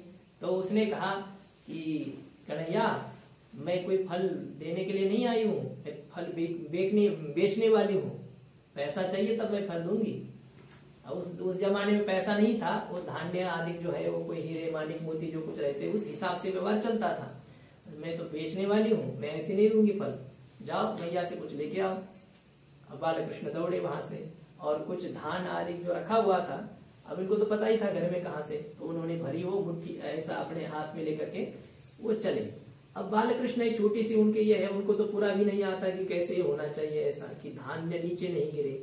ऐसे करते करते करते नीचे से सब गिरता चला गया। 2-4 दाने रह गए भगवान के हाथ में, जाकर के हाथ झटक दिया उतने से। तो उसने कहा क्या बहुत हो गया और पूरे के पूरे फल बालकृष्ण को उन्होंने दे दिए। अपने गोद में बिठा करके बालकृष्ण को फल भी खिलाए और दे दिए और कहा कि कन्हैया मैं रोज तुम्हारे लिए फल ले आऊंगी और बस ऐसा ही तुम चाहे तो कुछ देना। बस ऐसा कह करके वो बेचारी चली गई वहां से। लेकिन भगवान ने केवल हाथ ही झाड़ा था। अब जब वो घर में जाकर के देखती है तो पूरी उसकी टोकरी जो है वो मोहरा आदि से, सोने की मोहरा से भरी हुई टोकरी थी। तो जब उसने देखा कि भगवान बालकृष्ण ने ये दे दिया तो उसने ये सुनाते हैं, महापुरुष सुनाते हैं कि उसने बहुत बड़ा बगीचा ही खरीद लिया। पैसा तो इतना था और भगवान ने दिया था, वो कहाँ कम होने वाला है। और उसने कहा कि जब तक बालकृष्ण है और मैं जब तक जीवित हूँ तब तक रोज बालकृष्ण को यहाँ से फल मैं ले जाऊंगी। और ऐसा वो रोज उसका नियम था आगे से, जब तक वो बेचारी जीवित रही तब तक बालकृष्ण को फल रोज वो ले जाती थी। इस प्रकार से ऐसा हो गया। लेकिन बात ये हुई कि ये जब से ये 2 पेड़ गिरे तब सब लोगों ने मिलकर के एक विचार किया कि यहाँ रहना अभी उचित नहीं है, क्योंकि यहाँ बहुत संकट आ रहे हैं एक के पीछे। पहले तो पूतना आ गई, तृणाव्रत आ गया, और क्या क्या सब होता ही गया है इसमें। यहाँ रहना अभी उचित नहीं है, हम इस स्थान को छोड़ करके चले जाते हैं कहीं। तो अब कहाँ चले जाएं? तो सब लोगों ने मिलकर के विचार किया कि वृंदावन नाम का एक वन है और उस वृंदावन वन में जाकर के हम लोग निवास करेंगे।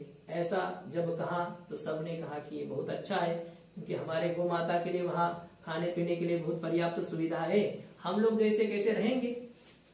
तो ये जब विचार हुआ तो सब लोग गोकुल छोड़ करके अभी वृंदावन की ओर चले हैं। जितने थे वहां पर गौ माता, गोपिया, सब जो है, किसके लिए?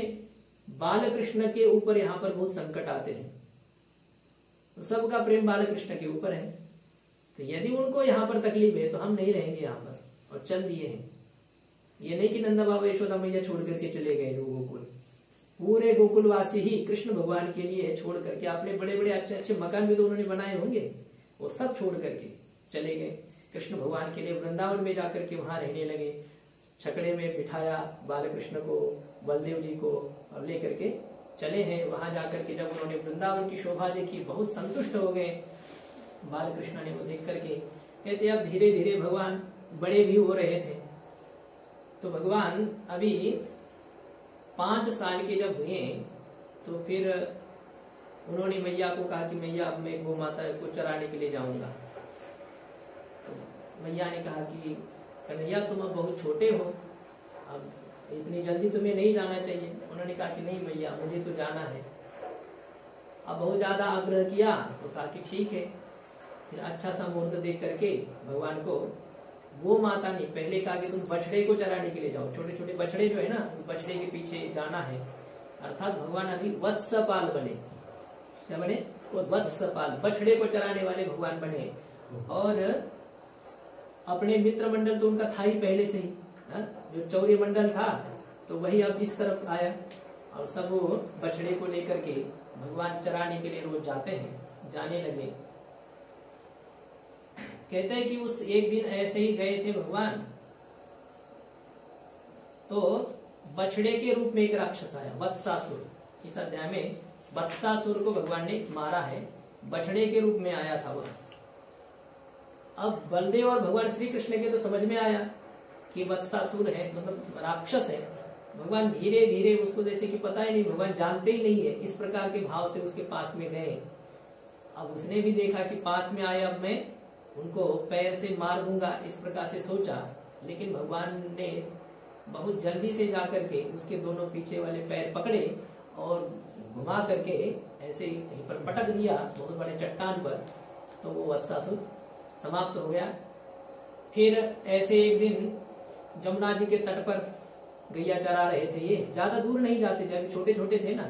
और बलदेव जी को कहा था मैया ने, ये बहुत चंचल है, इसके ऊपर ध्यान देना। भगवान श्री कृष्ण डरते थे तो नंद बाबा को थोड़ा बहुत और बलदेव जी को ऐसे ये थे। मैया को तो कुछ इतना ज्यादा, और वैसे भी बालक मैया को कुछ समझते नहीं है, चाहे वो जितनी पीटे जितना ये करे, लेकिन उनको कोई डर नहीं रहता अपनी माता से। तो बाबा का पिता का थोड़ा सा सम्मान करते थे और बलदेव जी का पूरा करते थे। वो जैसा कहेंगे वैसे बैठ, कहने पर बैठ जाते थे, उनको कहने पर उठ जाते थे। तो ये था। तो कहा कि कन्हैया पर ध्यान देना, ये बहुत विचित्र है। तो मैया बलदेव जी के हाथ में कृष्ण को सौंप करके भेज देती थी। एक दिन उस जमुना जी के तट पर बहुत बड़ा एक पशु आया, बगुले के जैसा आकार था, बहुत बड़ा दिखाई दे रहा था, भयंकर उसकी चोंच थी। तो उन्होंने देखा कि इतना बड़ा बगुला तो होता ही नहीं है, बहुत बड़ा छोटे से चट्टान जैसे, मतलब क्या पहाड़ जैसे इतना बड़ा कोई बगुला होता है क्या? लगा कि ये क्या हो सकता है, ऐसा दिन तो बगुले जैसा रहा था। भगवान मैं जाकर के देखता हूँ क्या है। तो सबने कहा मत जाओ मत जाओ, लेकिन भगवान ने कहा कि नहीं देखता हूँ। अब चले गए पास में और उसके पैर को भी लगा रहे, देखो कुछ नहीं करता है, कुछ नहीं करता है, आ जाओ। सबको कहा तुम भी आ जाओ। लेकिन जब बगुले को पता चला कि अभी पास में आया है, अभी इसको हम निगल सकते हैं, तो जैसे वो बात कर रहे थे उस तरफ उनका ध्यान था, तो तुरंत बगुले ने अपने चोंच से भगवान श्री कृष्ण को पकड़ लिया और पकड़ करके निगल लिया।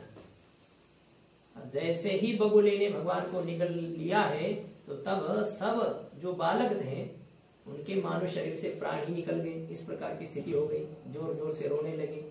ऐसा जब हो गया तो भगवान तो अंदर चले गए, लेकिन वो कहाँ भगवान को रख पाता। भगवान ने अपना जो है ना अग्नि प्रकट किया, और जैसे अग्नि प्रकट किया तो अंदर से वो जलने लगा, उसके अंदर से आते जलने लगे उस बगुले के। तो उसने भगवान को बाहर फेंक दिया। भगवान बाहर आ गए और बाहर आकर के उसके दो चोंचों को पकड़ा, और दो चोंचों को पकड़ करके भगवान ने उसको तोड़ दिया। कैसे तोड़ा? जैसे कि ये कोई हो ना, ये इसको कैसे ऐसे चीर देते, घास का जैसे कोई बच्चा चीर दे, इसी प्रकार से उन्होंने उसके दोनों चोंच को भगवान ने चीर दिया। बकासुर का वध भगवान ने किया। इस प्रकार से बकासुर के वध की लीला है। इसके बाद में कहते हैं एक दिन फिर भगवान गए थे, गैया चरा रहे, बछड़े ही चरा रहे थे, अभी तक बछड़े के ही पीछे थे। कंस ने अघासुर को भेजा था। अघासुर ये बकासुर का छोटा भाई, पूतना का और बकासुर का ये सब परिवार ही था। सब आए थे भगवान श्री कृष्ण का स्वागत करने के लिए, उनके जो जैसे हैं आए थे। अघासुर आया और वो बहुत बड़े अजगर का रूप लेकर के आया है। उसने क्या किया, अपना नीचे वाला जो जबड़ा है वो जमीन को टिकाया है, और ऊपर वाला जो जबड़ा है वो आकाश को ऐसा फैला करके वो अघासुर बैठा था। और ग्वाल बाल जैसे गए, उन्होंने देखा कि ये अरे ये तो पूरा अजगर जैसा ही लग रहा है। कह रहे हैं ये पूरा अजगर जैसा लग रहा है, देखो वो जो है ना उसके जीवा जो थी ना वो अजगर की लंबी चौड़ी, और ये पूरा रास्ते जैसा जो लग रहा है ना, मानो लगता है कि अजगर का जीवा ही है। और नीचे की ओर कहते ये जो दांत आदि कह रही है तो अजगर के दांत जैसे ही लग रहे हैं, कह रहे। अब भगवान सोच रहे अजगर ही है, लेकिन ये बच्चे इसको अजगर के जैसा समझ रहे हैं। भगवान कुछ बोले नहीं, पीछे थे सबके। अब बच्चे सब वहां पर उस के ऊपर चढ़े। उसने तो बढ़िया से अपनी जो है ना रास्ता बना रखा था जीवा से, जीभ जो है ना उसकी नीचे ऐसे लगाई थी। तो ग्वाले बढ़िया बच्चे जो है धीरे धीरे धीरे उसके ऊपर चढ़े। तो कन्हैया को कहने लगे कि कन्हैया बहुत बढ़िया, देखो गुफा कितनी सुंदर है, कितना मुलायम रास्ता है, हमने तो कभी यहाँ इसको देखा ही नहीं था। ऐसा कहते हुए बच्चे अंदर चले गए। भगवान ने देखा कि ये तो अघासुर है, और बच्चे तो अंदर चले गए हैं। और पूरे बच्चे अंदर चले गए, लेकिन उसने अपना मुंह बंद नहीं किया, क्योंकि उसको तो भगवान कृष्ण को मारना है। तो बच्चों के कहने से अब अंदर से जो है ना जहरीली वायु भी आ रही थी, क्योंकि अजगर में जहर तो होता ही है। लेकिन फिर भी बच्चों ने क्या सोचा कि अरे जैसे कि कोई जानवर मरा हुआ हो ना, उसी प्रकार से बदबू इसके अंदर से आ रही है, जैसे कि अजगर ने कोई जानवर खाया हो और उसकी वो जहरीली वायु आ रही है, ऐसा लग रहा है। तो अजगर के मुख में इस प्रकार की बातें कर रहे हैं। भगवान ने भी सोचा कि चलो अभी हमें भी जाना पड़ेगा, जब बच्चे गए हैं तो। भगवान जैसे ही अंदर उस गए उसके जबड़े में, तो उसने अपना जबड़ा बंद कर दिया। जैसा जबड़ा बंद कर दिया तो वो पूरा जो जहरीला वहां पर था, तो उससे सभी जितने वो बालक थे वो सब मूर्छित हो गए।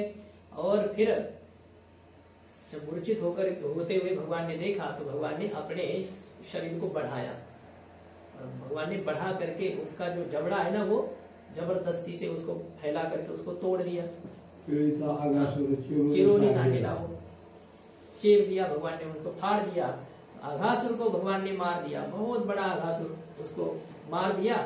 अब बच्चे जो मूर्छित हो गए थे, भगवान ने अपने कृपा शक्ति से उनको बाहर निकाल करके बच्चे को ले आए। और फिर अभी जो उनके साथ में लाई हुई जो सिदोरी थी, जो भोजन लाया था, भगवान ने कहा कि अभी भोजन करना चाहिए, सबको भूख लगी है, भोजन का समय हो गया है। तो सबने बैठ करके एक जमुना जी के तट पर ही एक बहुत बड़ा सा पत्थर था, उसके ऊपर बैठ करके भगवान और ग्वाल बाल सब मिल करके भोजन करने लगे। जब भोजन करने लगे हैं तो कैसे बैठे ये सब आया है। बिभ्रत वेणुं जठर पटरयो श्रृंग वेत्रे च कक्षे, उस श्लोक का हम लोग विचार नहीं करेंगे। बैठे थे, भगवान बीच में बैठे हैं, सब तरफ से ग्वाल बच्चे बैठे हैं, बालक छोटे छोटे।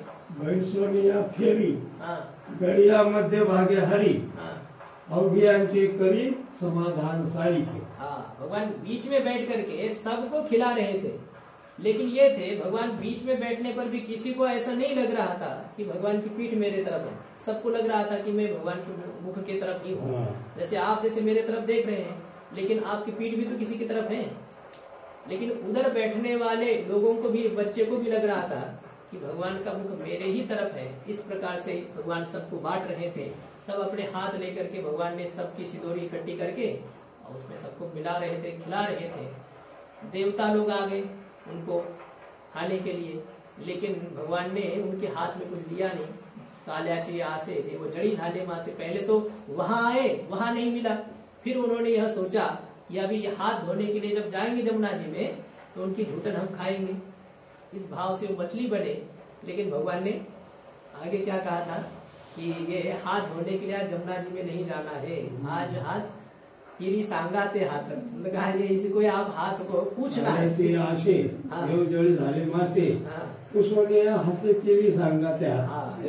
हंस करके भगवान ने कहा कि आज हाथ धोना नहीं है, हाथ धोने के, अरे हम ग्वाला लोग हैं, इतना थोड़ी शौचाचार रखना है, हाथ भी धोने की कोई आवश्यकता नहीं है, पीछे से कर लेना, साफ करना है, और थोड़ा कुछ है तो ऐसे सर पे इधर उधर कर लेना है।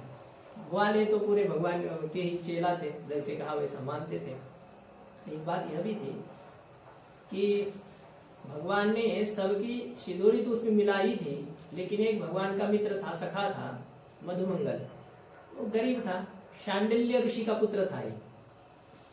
अब वो गरीब था, उसके घर में तो इतना थोड़ी कुछ ये तो व्यवस्थाएं नहीं थी। उनके माता पिता दोनों तपस्वी थे, वो ऐसे कुछ मांगना आदि उनके पास था ही नहीं, जो कुछ आता तो उसी से ही वो अपना जीवन निर्वाह करते थे। अब जब वो मधुमंगल चला है भगवान के साथ, तो उनके पास में तो कोई था नहीं, लेकिन उसने मैया को कहा कि मुझे भी कुछ दे दो, सब लोग लाते अपना डिब्बा तो मैं वैसे ही जाऊं क्या, मुझे भी कुछ दो। तो मैया ने कहा कि बेटा कुछ तो है नहीं हमारे घर में। तो उनके घर में जिनका तक्र पड़ा हुआ था, छाछ, उनके अलावा क्या है, छाछ पड़ा था, वो भी खट्टा हुआ था पूरा। तो उसने कहा कि ले जाओ ये छाछ ही। तो वो बेचारा छाछ तो ले आया, लेकिन उसको लगा कि कन्हैया को कैसे दिया जाए, इतना खट्टा छाछ है, इसको देना उचित नहीं है, ये तो राजा का पुत्र है, इसको मैं कैसा दूं। तो उसने वो छाछ खुद ही पीने लगा। तो भगवान ने उनको खींचा, अरे मैया ने हम लोगों के सबके लिए भेजा और तुम अकेले पी रहे हो। लेकिन तब तक तो उसने पूरा ही पी लिया। भगवान ने हाथ तो लगाया था, तो इसके कारण से क्या हो गया, उसके हाथ का थोड़ा सा छाछ इधर उधर गिर गया ऐसा। तो भगवान उसके जो मुंह में लगा हुआ है झूठा, उसको चाटने लगे। तो झूठा छाछ चाटते हुए जैसे ब्रह्मा जी ने देखा, ब्रह्मा जी को लगा ये भगवान है, हा? कुछ ना कुछ तो होना चाहिए ना, ये तो आदमी जैसे भी व्यवहार नहीं कर रहा है, इसको भगवान कैसे कहें, ऐसा उनको लगा। अब जबकि देखिए अभी अभी आगासुर को चीरते समय ब्रह्मा जी ने देखा था, लेकिन हो गई उनकी बुद्धि खराब हो गई। भगवान चाहे तो कुछ भी कर सकते हैं, उनका दिमाग खराब हो गया। उन्होंने कहा कि ये कैसे भगवान हो सकता है, ऐसे झूठा खाता है। तो देखा जाए इसकी भगवत्ता। और बछड़े को जो नीचे पास में ही रखा था उन्होंने पहले ही, तो बछड़े चलते चलते थोड़े से दूर चले गए। तो सभी बालकों को भगवान ने कहा कि मैं बछड़े को ले आता हूँ, तब तक आप लोग भोजन करते रहो, मैं तुरंत आ जाता हूँ। और भगवान ने अपना कहीं कहीं खाते हुए ही, वो खादन न गच्छा में हसन न जल पे उनके पास नहीं था, मतलब एक मूर्खता का लक्षण माना जाता है चलते चलते खाना। ये नहीं, वो तो ग्वाले हैं, उनको क्या है, वो तो चलते चलते ही खाना है उनको, गया उनके पीछे। तो उन्होंने अपना कहीं पर यहाँ पर अचार लगाया है और हाथ में कुछ रोटी आदि रखी है, तो वो खाते हुए भगवान जा रहे हैं उस बछड़े की तरफ। अब भगवान बछड़े की तरफ चले गए, तब तक ब्रह्मा जी ने क्या किया था, बछड़े को तो उठा गए थे पहले ही। और भगवान बछड़े की तरफ जाने के बाद में उन्होंने उस भगवान के सखाओं को भी उठा लिया। ब्रह्मा जी ने ले गए अपने ब्रह्मलोक में लेके गए। देखते हैं अब ये भगवान है तो क्या करता है, ऐसा सोच करके ब्रह्मा जी लेके गए। भगवान ने देखा बछड़े तो नहीं है, तो फिर वापस आकर के देखा तो उनके मित्र भी नहीं है, ग्वाल बाल भी नहीं है। तो भगवान की समझ में आ गया कि ये हमारे पुत्र की करामत है, हमको ये अपना पुरुषार्थ दिखाना चाहता है। उसको जो दिया, जो सिखाया, हमने ही सिखाया, अब हमारे ऊपर ही प्रयोग कर रहा है भस्मासुर से। ठीक है, इसको दिखाना चाहिए। तो भगवान ने क्या किया है कि जो जैसे थे उसी प्रकार से भगवान बन गए। जो बछड़े थे उन सभी बछड़ों का रूप भगवान ने धारण कर लिया। जितने ग्वाले थे, उन बच्चे ग्वालों के बच्चे थे, उन सबका रूप भगवान ने धारण कर लिया। उनका डंडा, उनके कपड़े, जो कुछ था जैसा था, जो लंगड़ा था वैसे लंगड़े हो गए, जो काना था वैसे काने हो गए, जो गोपड़ा तोतरा बोलता था उस प्रकार से बोलने वाले सब बच्चों के रूप भगवान ने धारण कर लिए।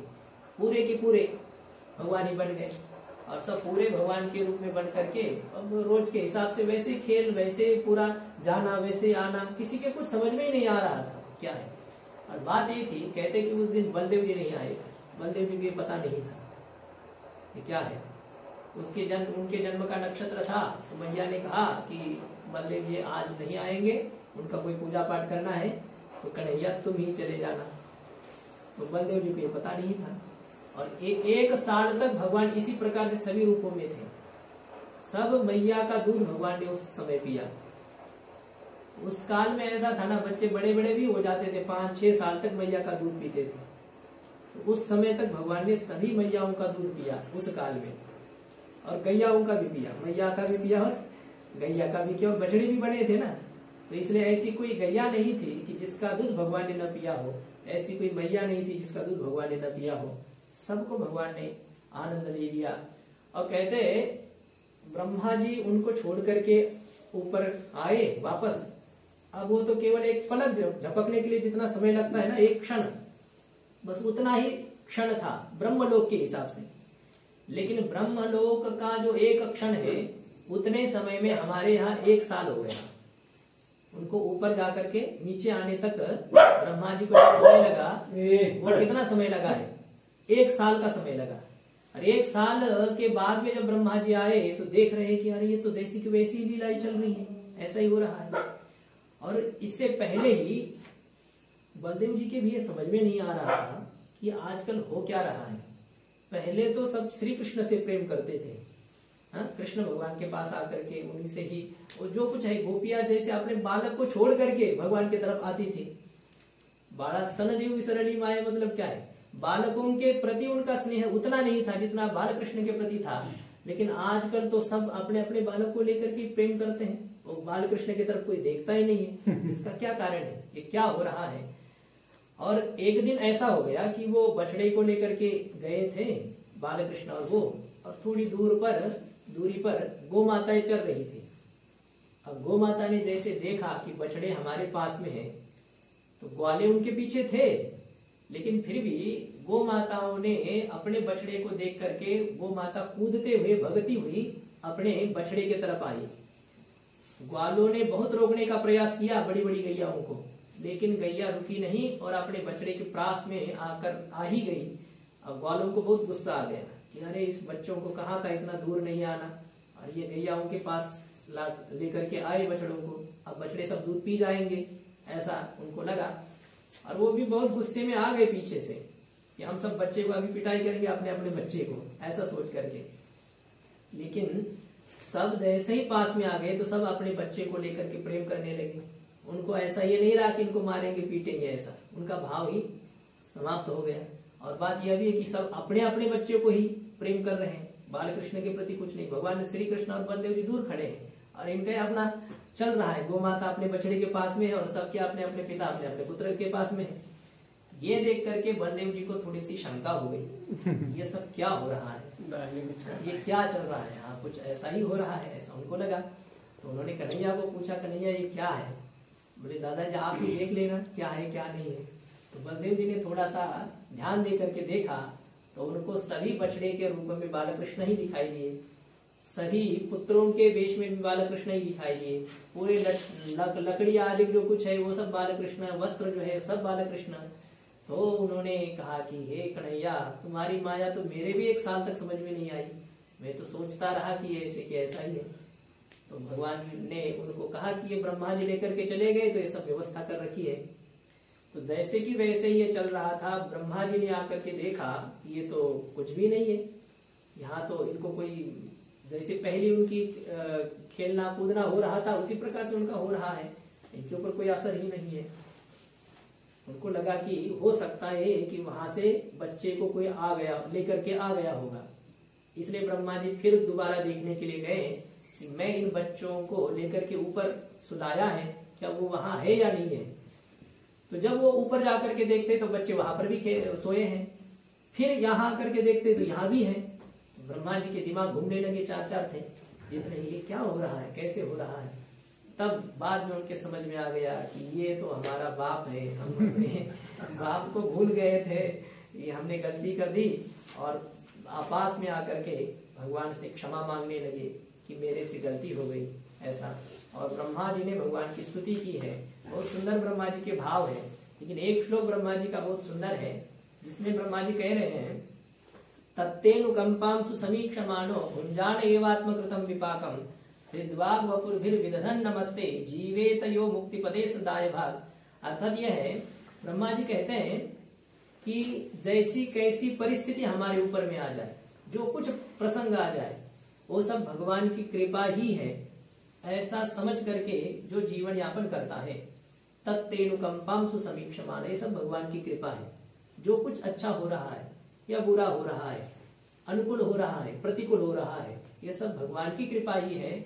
इस प्रकार से जो देख करके मान करके अपने कर्म का जो उपभोग करने वाला है, हमारे ही कर्म है, ऐसा समझ करके जो उपभोग करता है और हृदय से, वाणी से और सभी इंद्रियों से भगवान को समर्पित होकर के रहता है, ऐसा जो है वह मुक्ति को प्राप्त कर लेता है, मोक्ष का वो अधिकारी होता है, ऐसा भगवान ने कहा।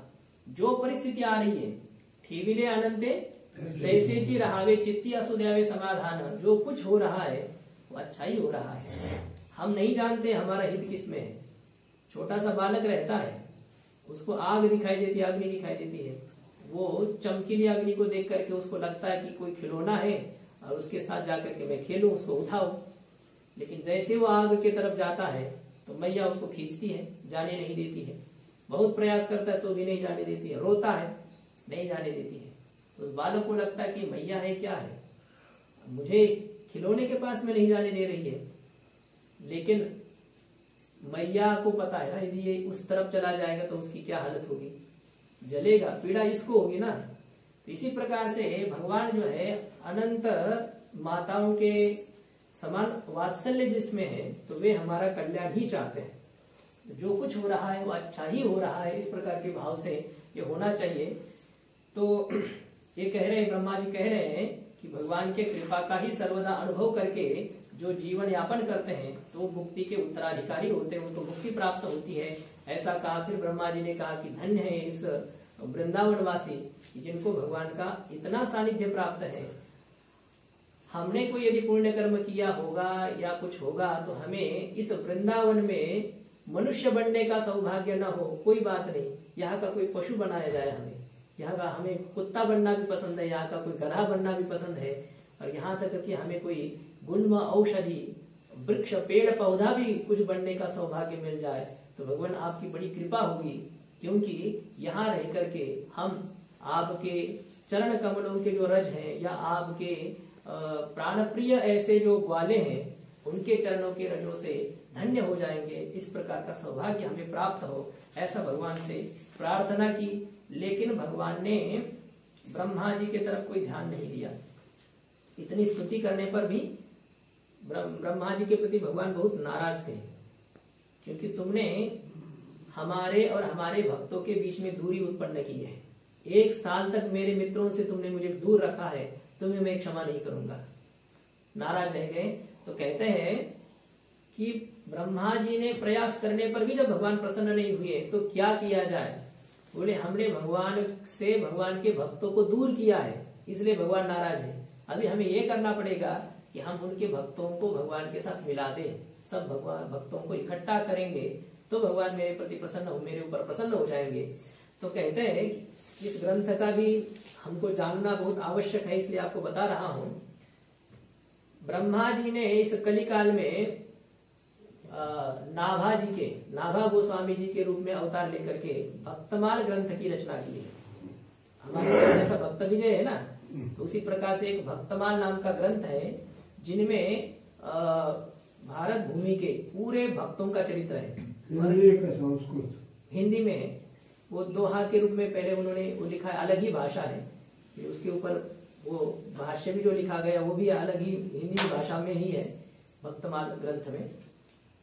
उसमें केवल कलयुग के भक्त नहीं है, उसमें कृत त्रेता द्वापर कली सभी भक्तों के चरित्र उन्होंने लिखे हैं और संक्षेप से लिखे हैं, लेकिन सभी भक्तों को लिया है। अब उनकी कई टीकाएं हो गई है तो उनसे सभी भक्तों का चरित्र उसमें आता है। तो ऐसे जब भक्तों का चरित्र लिख करके उनकी एक माला बना करके जब भगवान को पहनाई तो भगवान संतुष्ट हो गए, ऐसा कहते हैं। मतलब तब तक भगवान उनके प्रति नाराज ही रह गए।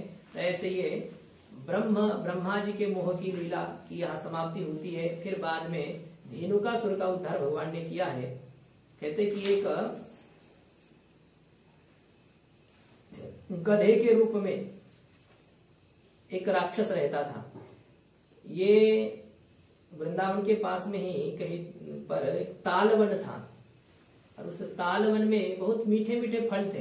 ताल वृक्ष के फल जो रहते हैं वो होते हैं ना, जिसमें ये कुछ बंदर आदि बहुत उसको पीते हैं, जो रहता है उसमें मध, हाँ वो वैसा ही बनता है। तो उसमें बहुत फल थे, लेकिन वहां कोई जा नहीं पाता था क्योंकि ये गधे के रूप में राक्षस रहता था वहां पर और उसके बहुत सारे परिकर भी थे। तो पक्षी भी वहां के फल खाते नहीं थे, बहुत फल वहां पर थे। तो बच्चे ने सबने कहा भगवान से कि भगवान वो जो तालवन है वहां बहुत अच्छे अच्छे फल है, देखो वहां से खुशबू आ रही है, हमें उन फलों को खाने की बहुत इच्छा हो रही है, लेकिन वहां एक राक्षस रहता है तो आप किसी प्रकार से हमें उन फलों को खिलाइए। तो भगवान ने कहा कि कोई बात नहीं, चलो उस तरफ चलते हैं। और भगवान सबको लेकर के वहां चले गए और उस ताल वृक्ष का जो पेड़ थे, तो बलदेव जी थे, उन्होंने उनको हिलाया ऐसे। ताकत तो बहुत ही हाथी के जैसे, उस पेड़ों को हिला हिला करके सब फल टप टप टप नीचे गिरने लगे। जैसे फल गिरने का आवाज आ गई तो वो धेनुकासुर गधे के रूप में आया। उसने देखा ये सब बच्चे आए और वो कोई गिरा रहा है, तो आया, वो पास में गधे के ही रूप में था और पीछे के 2 पैर से जैसे वो मारना चाहता था।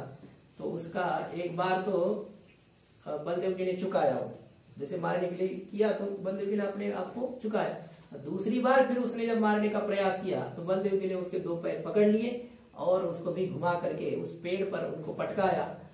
तो वो धेनुकासुर भी खत्म हो गया। अब धेनुकासुर बलदेव जी ने मार दिया, फिर उनके जो सहचर थे वो तो सब भग गए। जब हमारा जो था नेता ही मारा गया तो अब हम बच यहाँ पर मतलब कोई युद्ध करना उचित नहीं है समझ करके सब भग गए और सबने पर्याप्त मात्रा में फल खाए। तो इसके बाद में यह है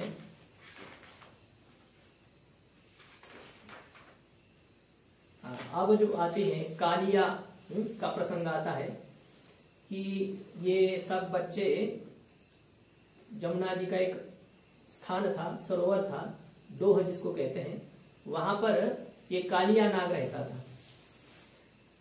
और इसकी ये अकेला नहीं था, कई नाग उसके साथ में रहते थे और उसकी कई पत्नियां भी वहां पर रहती थी। और इतना भयंकर उसका जहर था कि उसके ऊपर से कोई पंछी भी उड़ जाता तो भी वो जल करके वहां पर गिर जाता, ऐसे इतना भयंकर जहर था उसका। तो एक बार ये भगवान और ग्वाले सब उनके मित्र वहां पर खेलने के लिए गए। तो बच्चे ने प्यास लग गई थी, वो पानी पी लिया। तो जैसे ही पानी पी लिया तो सब बच्चे बेहोश हो गए। जहरीला पानी था, गौ माताएं सब जो थी वो सब बेहोश हो गई। तो भगवान ने उनको फिर से अपने कृपा दृष्टि से तो ठीक कर दिया। लेकिन भगवान ने सोचा कि अब ये जो जमुना माता के बीच में ये जो हो गया है अपेंडिज का गोला, अब इसको उतार लेना चाहिए, इसको हटा लेना चाहिए। इस प्रकार से भगवान के मन में विचार आया। अब इसकी भागवत के अनुसार इस प्रकार की कथा है कि बच्चे ने पानी पिया था, लेकिन हम लोगों के सुनने में क्या है कि वो सब वहां पर खेल रहे थे और गेंद वहां से चली गई, भगवान ने मारी, पेंजा उस तरफ था। तो सब कह रहे थे कि पेंजा की तरफ मत मारो, लेकिन पेंजा कह रहा था कि सबकी तरफ, सबके पास गेंद आती, मेरे पास आती ही नहीं आती ही नहीं है। अब वो तो खेल नहीं पाता था, लंगड़ा था। अब वो रो रहा था कि मेरे पास गेंद कोई फेंकता नहीं। तो भगवान ने मार दिया, छक्का मार दिया। जैसे मार दिया, पेंजा क्या पकड़ पाया, तो गेंद ऊपर से चली गई और उसमें नीचे गिरी। तो सबने कहा कि दे दो, हमारा गेंद दे दो, जिसकी वो गेंद थी, कहना कि दे दो, हमने कहा था कि उसके तरफ मत मारो, तुमने ही मारा है, दे दो गेंद। भगवान ने कहा कि कोई बात नहीं, दे देते हैं। और वहां एक कदम्ब का वृक्ष था, उस कदम्ब के पेड़ पर भगवान चढ़े हैं और उस कदम्ब के पेड़ से भगवान ने नीचे छलांग लगाई। जब ऊपर चले गए तो सब कहने लगे भगवान को, अरे कन्हैया मत जाओ, वहां बहुत बड़ा नाग रहता है, वहां मत जाओ, हमें गेंद नहीं चाहिए। लेकिन भगवान ने कहा कि अभी हम तुम्हारी गेंद देकर के ही रहेंगे। भगवान कूदे और नीचे जाकर के जैसे कूदे हैं, कालिया ने उनको पकड़ लिया है। सब रोने लगे हैं जब उनको पता चला कि कालिया ने इनको पकड़ रखा है। 101 फन कालिया के थे, बहुत दुष्ट था। तो बहुत प्रयास उसने भगवान को जहर से मारने का किया। और ये जब हो गया तो उसी समय वृंदावन में भी ऐसे अपशकुन होने लगे कि जिससे लगा कि कोई ना कोई अनिष्ट हो चुका है। ऐसा जब उनके समझ में आया तो सब लोग दौड़ते हुए वहां आए और सब यहाँ पर भी रो रहे थे। गौ माताएं भी चारा नहीं खा रही थी, वो ग्वाले भी वैसे उनकी दुर्दशा हो रही थी। तो ये जब देखा, यशोदा मैया तो अंदर कूदने के लिए ही जा रही थी, लेकिन सब ने उनको रुकाया, सब शोक कर रहे हैं। जो है ना ये गीत जो है, अब ये हिंदी कैसा है, सांग पेंद्या हरीचा चेंडू पाण्यात गेला कसा, सांगना पाण्यात गेला कसा, जैसा है भाव अच्छा है उसका।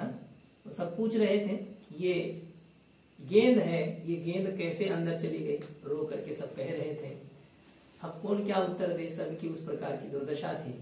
लेकिन भगवान ने जब देखा कि इनकी अवस्था बहुत विकट हो गई है, हालांकि बलदेव जी ने बहुत समझाया उनको कुछ नहीं होगा, और आज भी देखिए, आज भी यही स्थिति थी कि बलदेव जी उनके साथ में नहीं थे, आज भी नहीं थे, क्योंकि भगवान ने सोचा कि मुझे कालिया नाग का ऑपरेशन करना है और ये है शेष नाग। अब भाई जाति तो जाति होती है, अब अपने जाति वाले को देख करके इनको दया आ जाए, इसलिए जो है इस नाग को आज साथ में नहीं ले जाना है, ऐसा समझ करके कुछ ना कुछ बहाना बनाना चाहिए।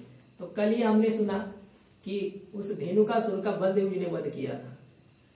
तो सब बच्चे आकर के मैया को कहने लगे, मैया मैया आज तो बलदेव जी ने भी धेनुकासुर को मार दिया। अब तक तो कन्हैया ही मार रहे थे, बोले आज बलदेव जी ने भी एक राक्षस, बहुत बड़ा राक्षस मार दिया। तो भगवान को कुछ ना कुछ करना था ना, तो भगवान ने कहा कि मैया राक्षस काय का मारा, गधा मार दिया। बलदेव जी ने गधा मार दिया। अब ऐसा जब कहा तो बलदेव जी नाराज हो गए कि मुझे गधा मार दिया ऐसा कहता है, जबकि मैंने राक्षस मार दिया और सबके सामने मेरी ऐसी बेइज्जती करता है, जब मैं आऊंगा ही नहीं, कल गैयाओं को चराने के लिए नहीं आऊंगा। अब भगवान को यही चाहिए था। तो बलदेव जी ने उनको समझाया कि कन्हैया को कुछ नहीं होगा। थोड़ी देर में भगवान ने तो क्या किया, उसके एक एक फन को अपने हाथों से मरोड़ दिया पूरी तरह से, जो उसमें है ना तोड़ दिया, उसके जो सर थे फने थे, और उसके ऊपर कूदे और ऊपर चढ़ करके भगवान उसके ऊपर नृत्य करने लगे, नाचने लगे, और नाच करके उसको ऊपर लेकर के आए। अब जैसे भगवान को ऊपर नृत्य करते हुए देखा तो कहते भगवान की जो संगीत की मंडली है ना, वो आ जाती है जब जरूरत पड़ती तो।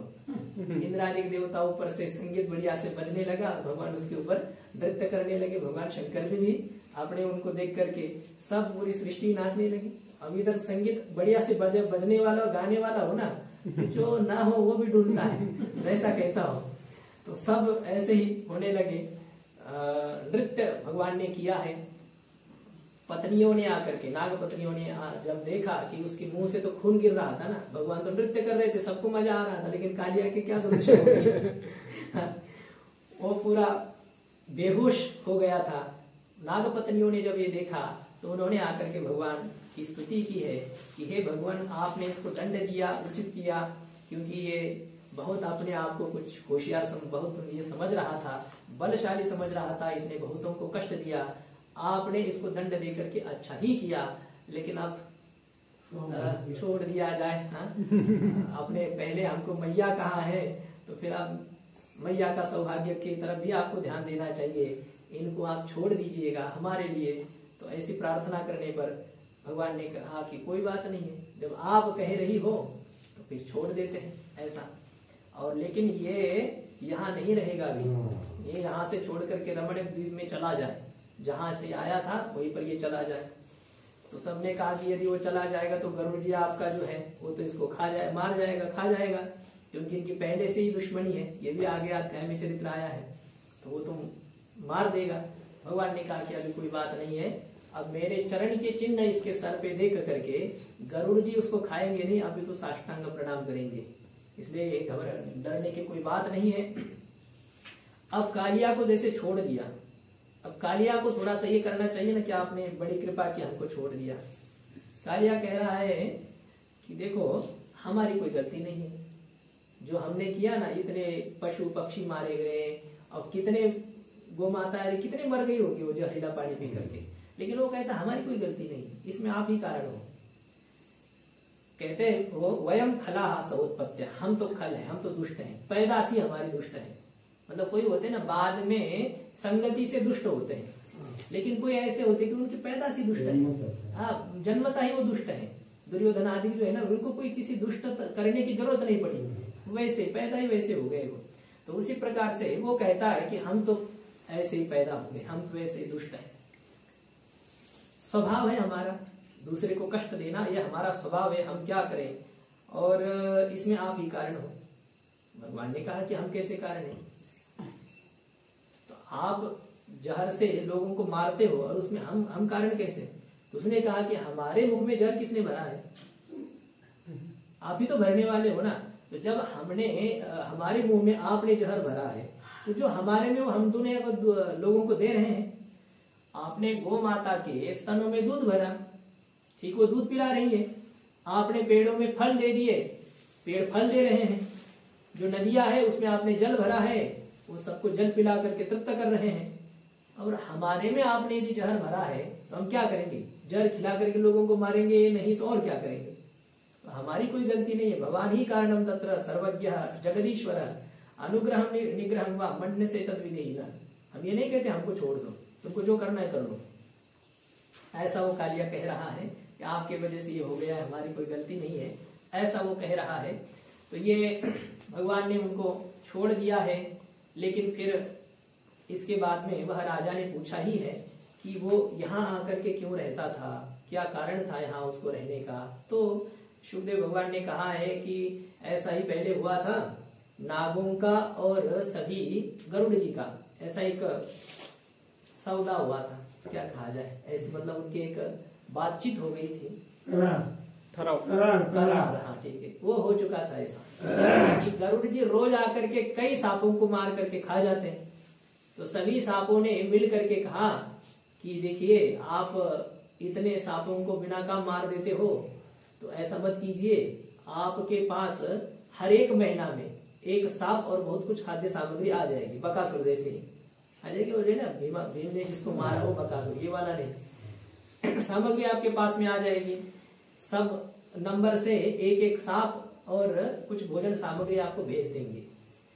अब ऐसा चला, फिर कालिया का नंबर आया, कालिया को कहा कि ले जाओ तुम ऐसे, हम लोगों के लिए। उसने कहा कि हम नहीं जाएंगे। हम नहीं, कैसे नहीं जाएंगे, हम लोगों के लिए जाना पड़ेगा भाई, वो आकर के हमको मार देगा ना, तुम्हें जाना पड़ेगा। तो कालिया को जबरदस्ती से भेज दिया। कालिया सामग्री लेकर के गया और खुद ही खाने लगा भीमसेन जैसे वो भी। अब गरुड़ जी ने जब देखा कि ये मेरा खाद्य और ये खा रहा है, गरुड़ जी आ गए, बोले तुम खा रहे हो? हाँ हाँ खा रहे, तो क्या तुमको जो करना है कर लो। गरुड़ जी ने एक फट्टा, ये जो उसका पंख होता है ना, उस पंख का एक उसको जब थप्पड़ मारी ऐसी, तो कालिया पलटी होकर के उसके खून निकलने लगा उसका। और उसने भी प्रयास किया युद्ध करने का, थोड़ा सा लड़ने का, उसके भी 101 फन तो थे ही, लेकिन गरुड़ जी के सामने क्या चलता। हाँ? चूहा कितना भी बलवान हो, बिल्ली के सामने क्या करेगा, बिल्ला उसके सामने क्या चलेगा उसका। तो उसने सोचा कि अब यदि हम यहाँ रहेंगे तब तो फिर हम चले जाएंगे, गरुड़ जी हमको छोड़ेगा नहीं। तो बहुत तेजी से भगा वो, और कहते कालिया की भी गति गरुड़ के जैसे तेज थी, वो भी बहुत वेग से दौड़ने वाला था। और दौड़ करके वो यहाँ इस जमुना जी के कुंड में आकर के रह रहा था, उस जल में रह रहा था, क्योंकि उसको पता था कि यहाँ जमुना जी के जल में सौभरी ऋषि ने गरुड़ जी को शाप दिया था कि तुम यदि यहाँ आकर के कुछ हिंसा करोगे तो तुम मर जाओगे, तुम्हारे सर के टुकड़े टुकड़े हो जाएंगे।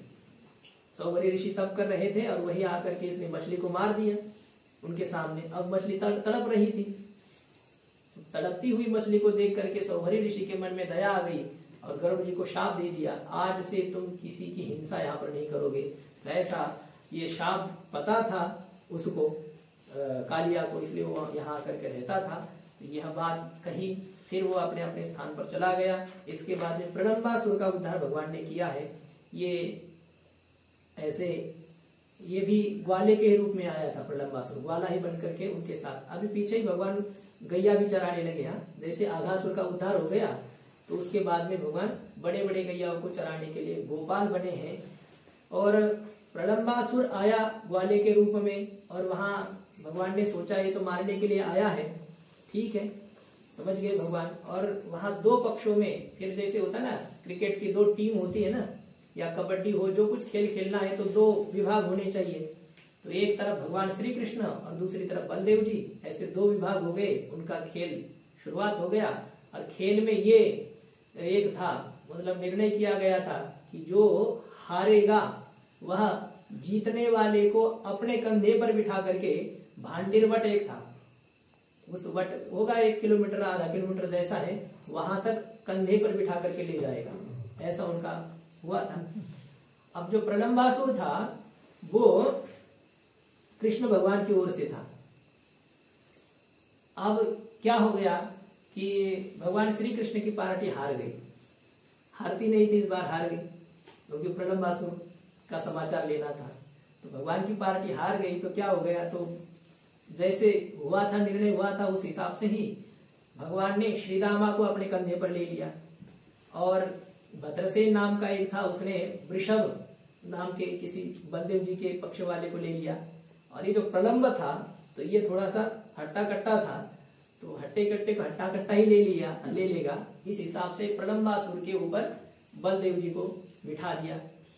अब प्रलंबासुर बलदेव जी को अपने कंधे पर उठा करके ले जा रहा था, और वहां जहां सीमा थी उसके आगे भी जोर से भगने लगा। तो बलदेव जी के समझ में आ गया कि ये तो कोई हमारा मित्र नहीं है, ये तो राक्षस है। तो बलदेव जी ने नीचे कूदे, और नीचे कूद करके एक मुक्का उसके सर पे दे दिया। कहते हैं रुषा हनत शिरसी दृढ़े न मुष्टिना, दृढ़ मुट्ठी से ऐसे पकड़ करके एक दे दिया गुस्सा।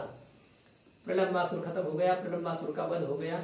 और फिर कहते हैं कि बाद में भगवान ने अग्नि को पान कर लिया है। आग लग गई थी अचानक, तो जब ग्वाल वालों ने देखा कि आग जल गई है, जल रही है, तो भगवान को प्रार्थना किया।